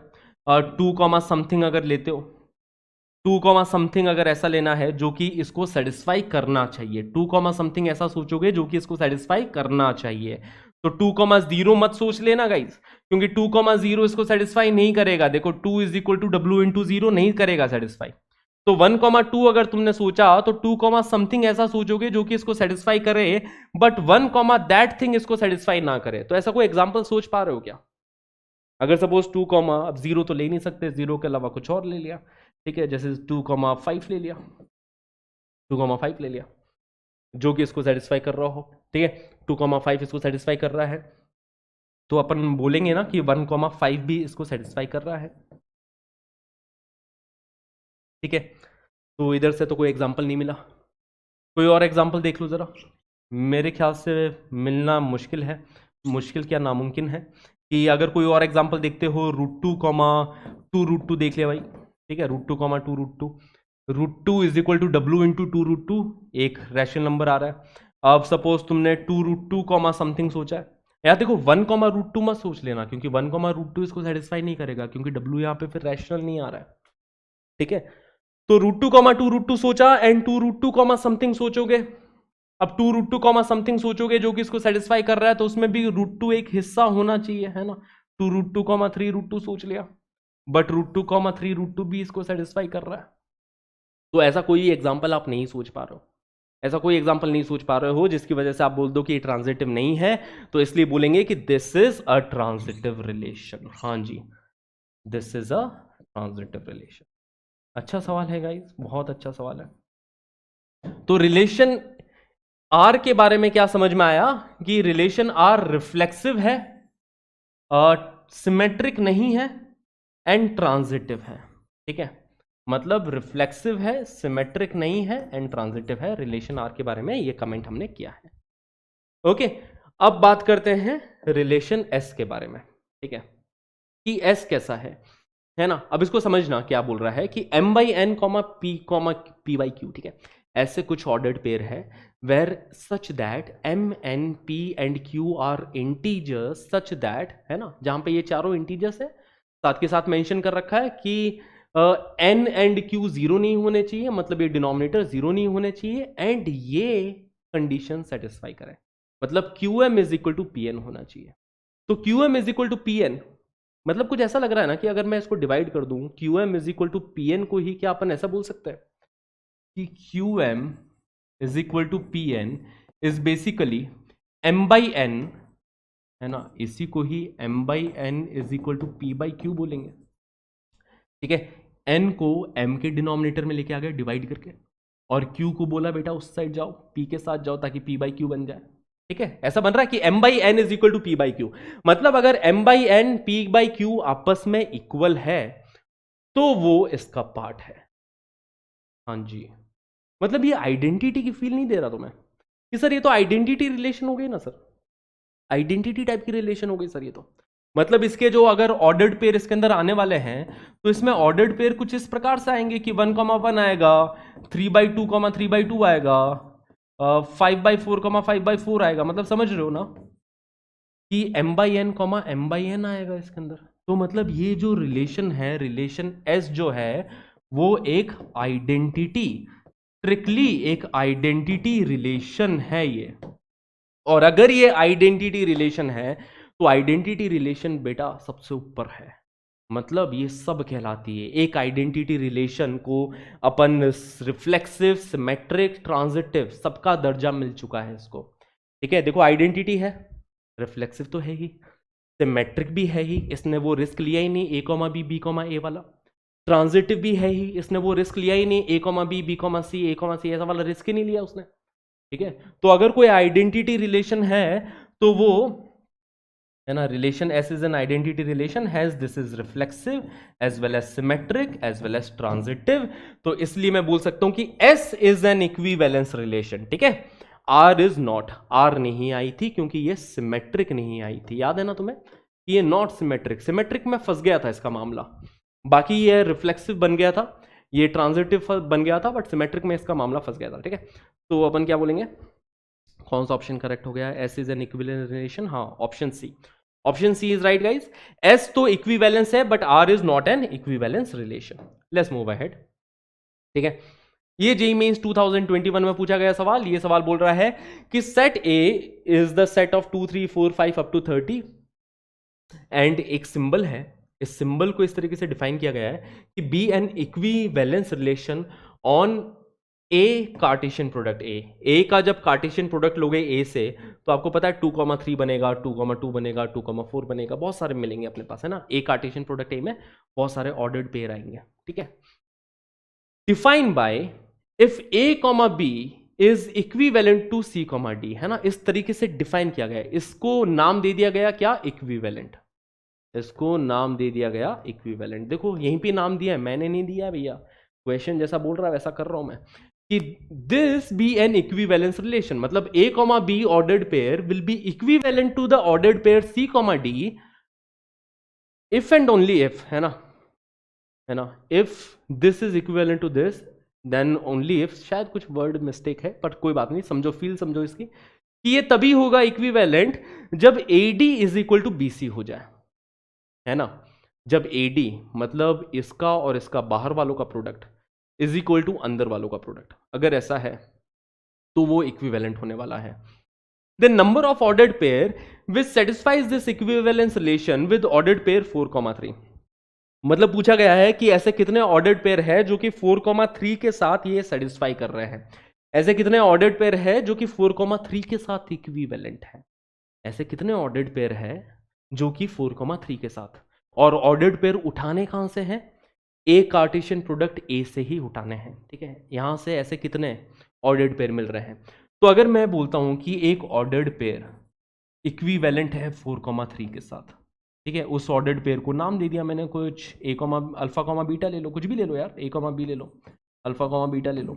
अगर मैंने बोला कि एक ऑर्डर्ड पेयर 4,3 के साथ इक्विवेलेंट है तो इसको कौन सा एग्जाम पास करना पड़ेगा, बस ये कंडीशन पास करनी पड़ेगी कि बाहर वालों का product is equal to the अंदर वालों का प्रोडक्ट। ठीक है, तो बाहर वाले हो गए 4 एंड बीटा, तो 4 into beta should be equal to 3 times alpha.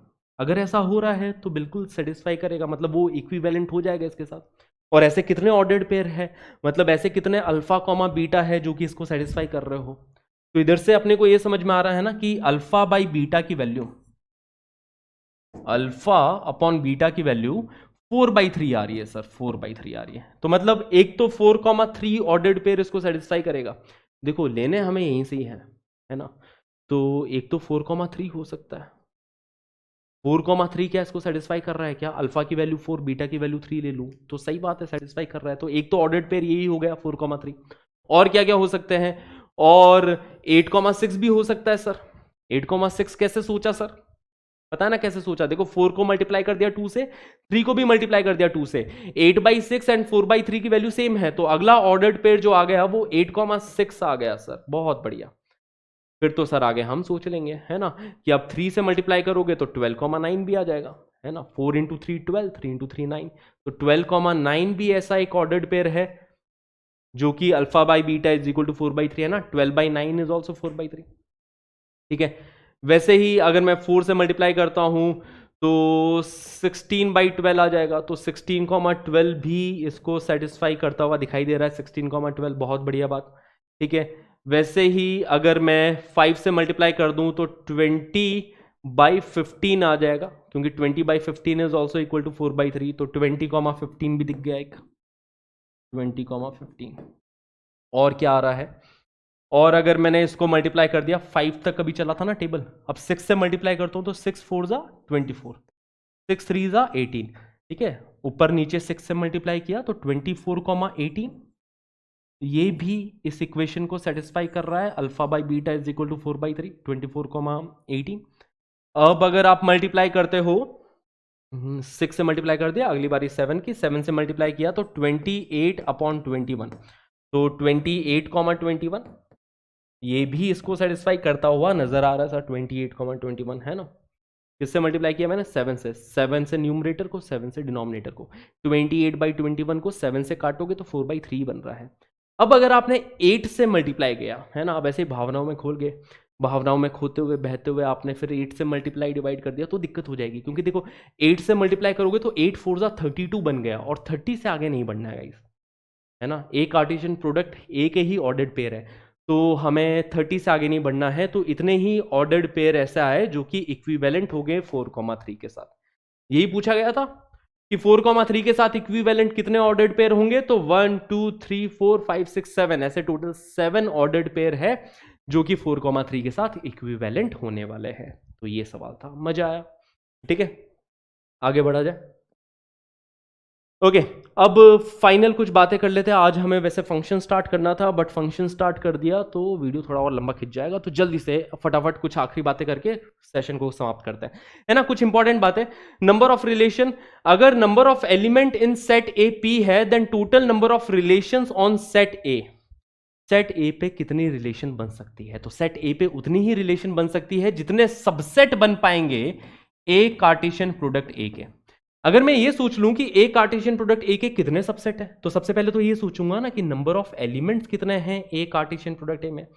तो अगर सेट ए में पी एलिमेंट्स हैं, तो number of element in A Cartesian product A is equal to number of element in set A into number of element in set A, and the number of element in set A is P, so P multiplied by P, that will be P square, so P square element होंगे A Cartesian product A में। ठीक है, P square। तो total number of relation मतलब इसके जितने subset होंगे ना, A कार्टेशियन प्रोडक्ट A के जितने सबसेट होंगे, number of subset of A Cartesian product A which is 2 P square। मैं नहीं लिख रहा हूं, पर मेरी जो भाषा है, लैंग्वेज है, उसमें लिख देना तुम कि total number of relation on set A is equal to number of subset of A Cartesian product A, and A Cartesian product A में अगर पी स्क्वायर एलिमेंट है तो इसके सबसेट आ जाएंगे 2 स्क्वायर। ये लास्ट क्लास की वैसे बातें हैं। ठीक है, अब आगे बात करते हैं guys number of identity relation, जो कि मैंने बताया था यूनिक होती है, मतलब एक ही बन पाएगी। ठीक है, हर एलिमेंट को खुद के साथ ही रिश्ता जोड़ना है तो एक ही ऐसा रिश्ता बन पाएगा। क्लियर इतनी बात है। नंबर ऑफ रिफ्लेक्सिव रिलेशन, अब रिफ्लेक्सिव में क्या होता है कि खुद के साथ तो रिश्ता जुड़ना चाहिए। ठीक है, एग्जाम्पल के थ्रू सोचते हैं, है ना, एग्जाम्पल के थ्रू कि अगर मैंने सेट ए लिया है, कोई सेट ए ले लेते हैं 1,2,3। ठीक है, और सपोज मैं फॉर्मूला वॉर्मूला कुछ नहीं देता हूं, अपने को नहीं पता क्या फॉर्मूला है, और मैंने पूछा कि इसके अंदर नंबर ऑफ रिफ्लेक्सिव रिलेशन क्या बन सकते हैं ना, नंबर ऑफ रिफ्लेक्सिव रिलेशन। अब यहाँ पे थोड़ा पीएनसी खेलेंगे, ठीक है, खेलने को तैयार। पीएनसी यार बहुत ही प्यारी चीज है, पीएनसी जहां जहां लग रही होती है ना मजा आ जाता है, ठीक है। पीएनसी खेलेंगे, है ना, परमुटेशन एंड कॉम्बिनेशन लगाएंगे यहाँ पे कि अगर हमें नंबर ऑफ रिफ्लेक्सिव रिलेशन निकालनी है तो रिफ्लेक्सिव के लिए मुझे बस ये ध्यान में रखना है कि मेरा 1,1 होना चाहिए, मेरा 2,2 आएंगे, मेरे 3,3 आएंगे, बस ये होने चाहिए। इसके अलावा कोई भी आए मुझे फर्क नहीं पड़ रहा, ठीक है।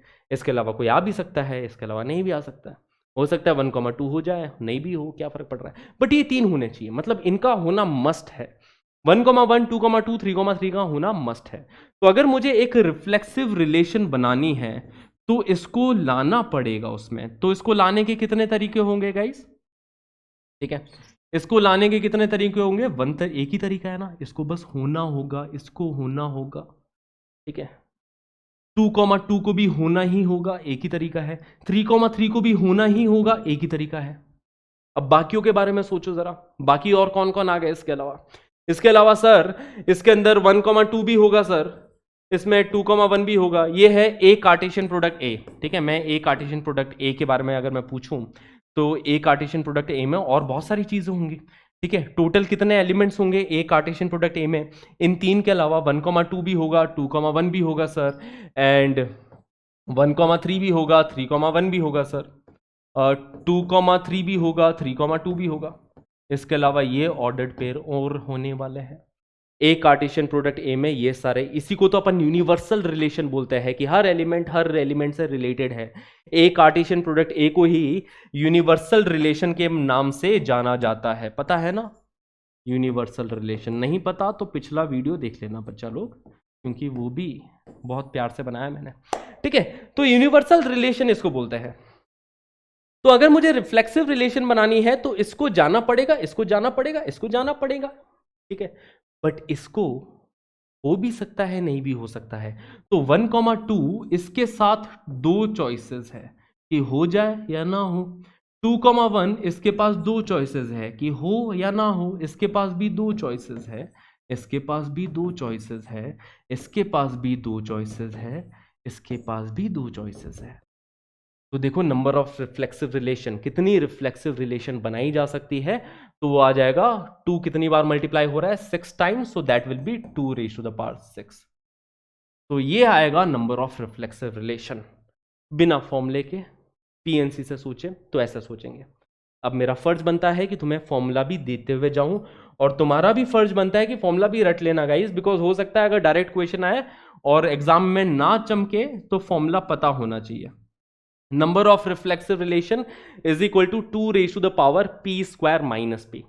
तो देखो इस सेट के अंदर कितने एलिमेंट्स थे गाइस, इस सेट में कितने एलिमेंट्स थे, 3 एलिमेंट्स थे, ठीक है। तो नंबर ऑफ रिफ्लेक्सिव रिलेशन आ जाएगी, नंबर ऑफ रिफ्लेक्सिव रिलेशन 2⁻3² - 3। तो 3 का स्क्वायर 9, 9 - 3 तो 2⁻6। That is total number of reflexive relation, ठीक है। ये फॉर्मूला भी अगर मैं बात करूं ना, तो मैंने आइडिया तो बता दिया, देखो इस एग्जांपल के थ्रू आइडिया बता दिया है। अब इसको जनरलाइज वे में कैसे सोचेंगे ये सोचना जरा, ठीक है, ये खुद से सोचना। यहां पे भी मैं फॉर्मूला दे देता हूं, symmetric relation, number of total symmetric relation आता है 2⁻p × p+1/2, ठीक है। ये नंबर ऑफ सिमेट्रिक रिलेशन आता है। इसके पीछे भी पीएनसी का ही खेल है, ठीक है, इसके पीछे भी पीएनसी का खेल है। अगर मैंने सेट ए दिया 1, 2, 3, ठीक है, ए कार्टेशियन प्रोडक्ट ए, ये मैंने यूनिवर्सल रिलेशन लिख दी जिसके अंदर 1,1 2,2 3,3 1,2 2,1 3,1 1,3 सारे ऑर्डर्ड पेयर लिख दिए मैंने बेसिकली, 2,3 3,2, ठीक है, सारे ऑर्डर्ड पेयर यहाँ पे लिख दिए मैंने। ये ए कार्टेशियन प्रोडक्ट ए आ गया। अब अगर मुझे सिमेट्रिक रिलेशन बनानी है, नंबर ऑफ सिमेट्रिक रिलेशन, तो पीएनसी से देखो कैसे सोचेंगे।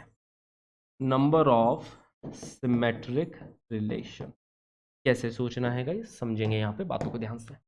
अगर मुझे सिमेट्रिक चाहिए ना, तो सिमेट्रिक में ये हो सकता है, हो सकता है, हो भी सकता है, नहीं भी हो सकता है, क्या पता, ठीक है। ये हो भी सकता है, नहीं भी हो सकता है, क्या पता, ये हो भी सकता है, नहीं भी हो सकता है, क्या पता, ठीक है। तो इसके पास 2 चॉइसेस है, ठीक है, इसके पास 2 चॉइसेस है, इसके पास भी 2 चॉइसेस है कि सिमेट्रिक रिलेशन अगर बनानी है तो इसको इंक्लूड कर लो या नहीं करो, उससे फर्क नहीं पड़ रहा, दो चॉइसेस है।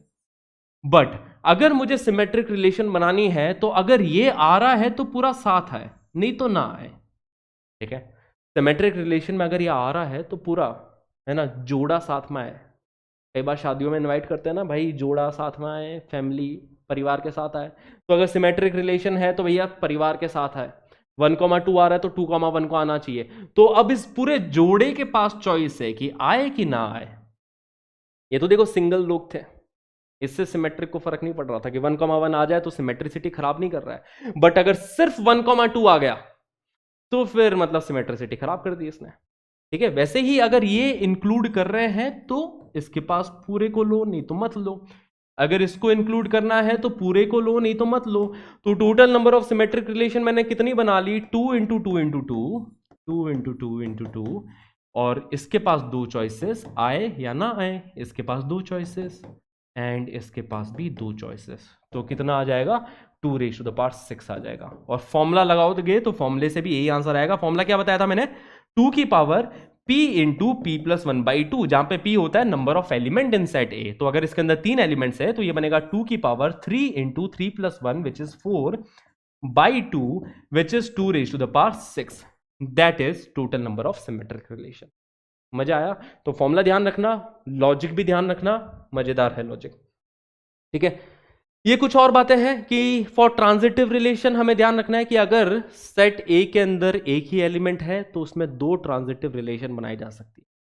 तो इसके बारे में यार यही कहानी है कि कोई पूछता नहीं है, कहीं पे मैंने देखा भी नहीं है कि कहीं पे भी पास्ट ईयर में इसमें पूछा हो कि बताओ कितनी ट्रांजिटिव रिलेशन मिलेगी या फिर कितनी इक्विवेलेंस रिलेशन मिलेगी। तो इसके बारे में कोई नहीं पूछेगा, है ना। नोबडी विल आस्क, ठीक है, nobody will ask. Okay guys, तो ध्यान रखो तो ठीक है, नहीं ध्यान रखो तो भी ठीक है। नंबर ऑफ ट्रांजिटिव रिलेशन 2 आता है अगर सेट ए के अंदर एक एलिमेंट है। अगर सेट ए के अंदर 2 एलिमेंट है तो नंबर ऑफ ट्रांजिटिव रिलेशन 13 आ जाता है। अगर सेट ए में 3 एलिमेंट्स है तो नंबर ऑफ ट्रांजिटिव रिलेशन 171 आएगा। 4 है तो 3994 आएगा। ये नंबर ऑफ ट्रांजिटिव रिलेशन, इसका कोई जनरल फॉर्मूला भी नहीं है, ठीक है। तो इसके ऊपर टाइम वेस्ट कृपया करके ना करें, है ना। ऐसा नहीं कि आप सोचने बैठ जाओ कि अरे सर हम सोचेंगे, मत सोचो ना यार। जहां मेहनत करनी है वहां मेहनत करो। पास्ट ईयर के क्वेश्चन लगाओ, पास्ट ईयर के क्वेश्चन देख डालो। जितने भी पास्ट ईयर के क्वेश्चन है सिमेट्रिक, ट्रांजिटिव, है ना, जैसे अभी हमने क्वेश्चन किए थे वो पास्ट ईयर के क्वेश्चन देख डालो। मेरे को जितने मिले मैं सारे लेके आ गया, सारे मैंने करवा दिया। बाकी अगर तुमको कुछ और दिख रहा है तो जरूर उनको अटेम्प्ट करो, ठीक है। इक्विवेलेंस रिलेशन याद रख लेना 1 to 515 कि अगर सेट ए में एक ही एलिमेंट है तो एक ही इक्विवेलेंस रिलेशन मिलेगी। अगर सेट ए में 2 एलिमेंट है तो 2 इक्विवेलेंस रिलेशन मिलेगी। तो याद रखना है तो रखो, नहीं तो मत रखो, कोई बड़ी बात नहीं, ठीक है। ये क्वेश्चन आप कर लेना यार होमवर्क के अंदर, इजी क्वेश्चन है। तो इसी के ऊपर बात थी कि अगर सेट ए के अंदर 3 एलिमेंट है तो आइडेंटिटी कितनी मिलेगी, 1 मिलने वाली है। रिफ्लेक्सिव कितनी मिलेगी, अब ये भी हमने सॉल्व किया है, ठीक है। सिमेट्रिक कितनी है, यहां पे देखना नॉन एम्प्टी है, नॉन एम्प्टी सिमेट्रिक, ठीक है। तो फॉर्मूला अपने को पता है। तो चलो इस क्वेश्चन को एज ए होमवर्क मैं आपको दे रहा हूं तो ट्राई कर लेना, ठीक है। फंक्शंस आज नहीं शुरू करेंगे हम लोग, क्योंकि फिर आप लोग बोलोगे अरे सर 2.5 घंटे का वीडियो बना दिया सर, ये क्या करते रहते हो, ठीक है। तो यही खत्म करते हैं फिर आज के सेशन को गाइस। नेक्स्ट सेशन में हम लोग फंक्शंस को स्टार्ट करेंगे, है ना बच्चा लोग। मजा आया क्या, समझ आया क्या, बताना यार। बाकी आप लोग का प्यार मिलता जा रहा है तो मुझे बहुत अच्छा लग रहा है, आप लोगों का सपोर्ट और बच्चों का जो एंथू मुझे देखने को मिल रहा है ना, क्योंकि अपन देखते रहते हैं चैट सेक्शन, और बच्चों का जो एंथू है वो ज़बरदस्त है गाइस, मज़ा ही आ रहा है मतलब देख के, ठीक है। तो आपका जो एंथू है इससे मेरा एंथू बढ़ चुका है, मेरा मोटिवेशन बढ़ गया। अब मेरे को लग रहा है कि जो कर रहा हूँ अच्छा कर रहा हूँ, मतलब बच्चों को हेल्प मिल रही है। सारा पूरा डिटेल्ड वीडियो आपको मिलेगा, आपने देख लिया है बेसिक से लेके एडवांस लेवल तक अच्छे से अच्छे क्वेश्चन कराएंगे। चाहे कितना भी लंबा वीडियो चला जाए, चाहे 1.5 घंटे का जाए, 4 घंटे का चला जाए, मुझे फर्क नहीं पड़ता, तुमको पूरा कंटेंट देके जाऊंगा, ठीक है। एक एक चीज़ डिटेल में बात करेंगे, ओके। तो डीपीपी आपको मिलती रहेगी सेशन की, तो सेशन के अंत में डीपीपी को जरूर अटेम्प्ट करें। और जो बच्चे रिवीजन कर रहे हैं इन सेशन के थ्रू वो रिवीजन करते रहें और अच्छे से अपनी पढ़ाई करते रहें। और जो बच्चे स्टार्ट कर रहे हैं, जैसे मैंने कुछ कुछ कमेंट्स देखे थे बच्चों के, जिनमें बच्चों ने लिखा होता कि सर इतना लेट स्टार्ट कर रहा हूं और कुछ मैसेजेस भी मेरे पास आए थे सोशल मीडिया पे कि सर अभी मैं 12th स्टार्ट कर रहा हूँ, रिलेशन एंड फंक्शन अभी मैं स्टार्ट कर रहा हूँ, तो मेरा सिलेक्शन हो पाएगा क्या सर? तो बेटा सबसे पहली बात, सिर्फ सिलेक्शन पाने के लिए मत पढ़ो, पढ़ो इसलिए क्योंकि तुम्हारी लॉजिकल एबिलिटी इंप्रूव हो रही है, यहाँ से चीज़ें सीख रहे हो, अप्लाई कर रहे हो, ठीक है? तो ये लॉजिकल एबिलिटी इंप्रूव हो रही है। बाकी रही बात सिलेक्शन की गाइस, तो सिलेक्शन होगा कि नहीं होगा, तो वो तो यार हो ही जाएगा। देखो मेहनत कर रहे हो, सच्चे मन से मेहनत करना और कंसिस्टेंटली मेहनत करना। ऐसा नहीं कि तुम 4 दिन पढ़ाई करो फिर पढ़ाई करना छोड़ दो, तो मज़ा नहीं आएगा और ना ही 4 दिन में रिजल्ट आने वाला है। प्रॉब्लम ये रहती है ना कि लोग जैसे पहली बार जिम जाते हैं ना, तो पहली बार जिम जाते ही पूछते हैं, मेरा दोस्त ने पूछा था पहली बार जाते हैं, हम पहली पहली बार कॉलेज में जिम गए थे, ठीक है, और मैं और वो गए थे, ठीक है, और वो बेशर्म आदमी वो जाते ही पहली बार में पूछता है कि भैया ऋतिक रोशन जैसी बॉडी चाहिए, कितने टाइम में बन जाएगी? वो बंदा जिसका पेट आ गया है और कभी जिम गया ही नहीं है, ठीक है, पहली बार जाके कॉन्फिडेंस देख रहे हो बंदे का पहले दिन जिम में कि भैया ऋतिक रोशन जैसी बॉडी चाहिए, कितने टाइम में मिल जाएगी? और भैया सलमान खान जैसी नहीं चाहिए, देखो यार सलमान खान जैसी वो थोड़ा सा ना, हमें चाहिए ऋतिक रोशन जैसी बॉडी, तो वो बताना भैया, उसके लिए हमको गाइड कर देना।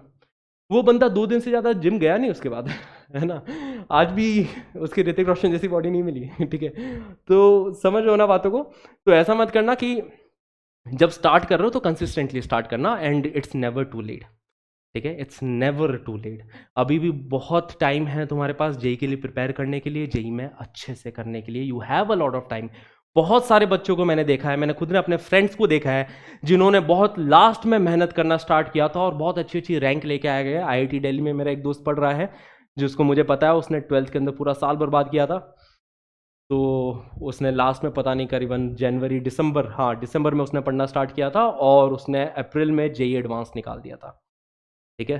तो अब इसका मतलब ये नहीं कि तुम लोग सोचोगे अच्छा फिर तो अभी 3-4 महीने और है बर्बाद करने को ठीक है, तो अभी शुरू कर दिया है तो बहुत अच्छी बात है, और इसी के साथ लगे रहे, मैं भी आपके साथ हूं, जेई के आखिरी दिन तक मैं आपके साथ हूं। Thank you everybody for being a part of this session, see you in the next session, till then this is your maths teacher Kundan Mankar signing off, tata bye bye, have a great day guys.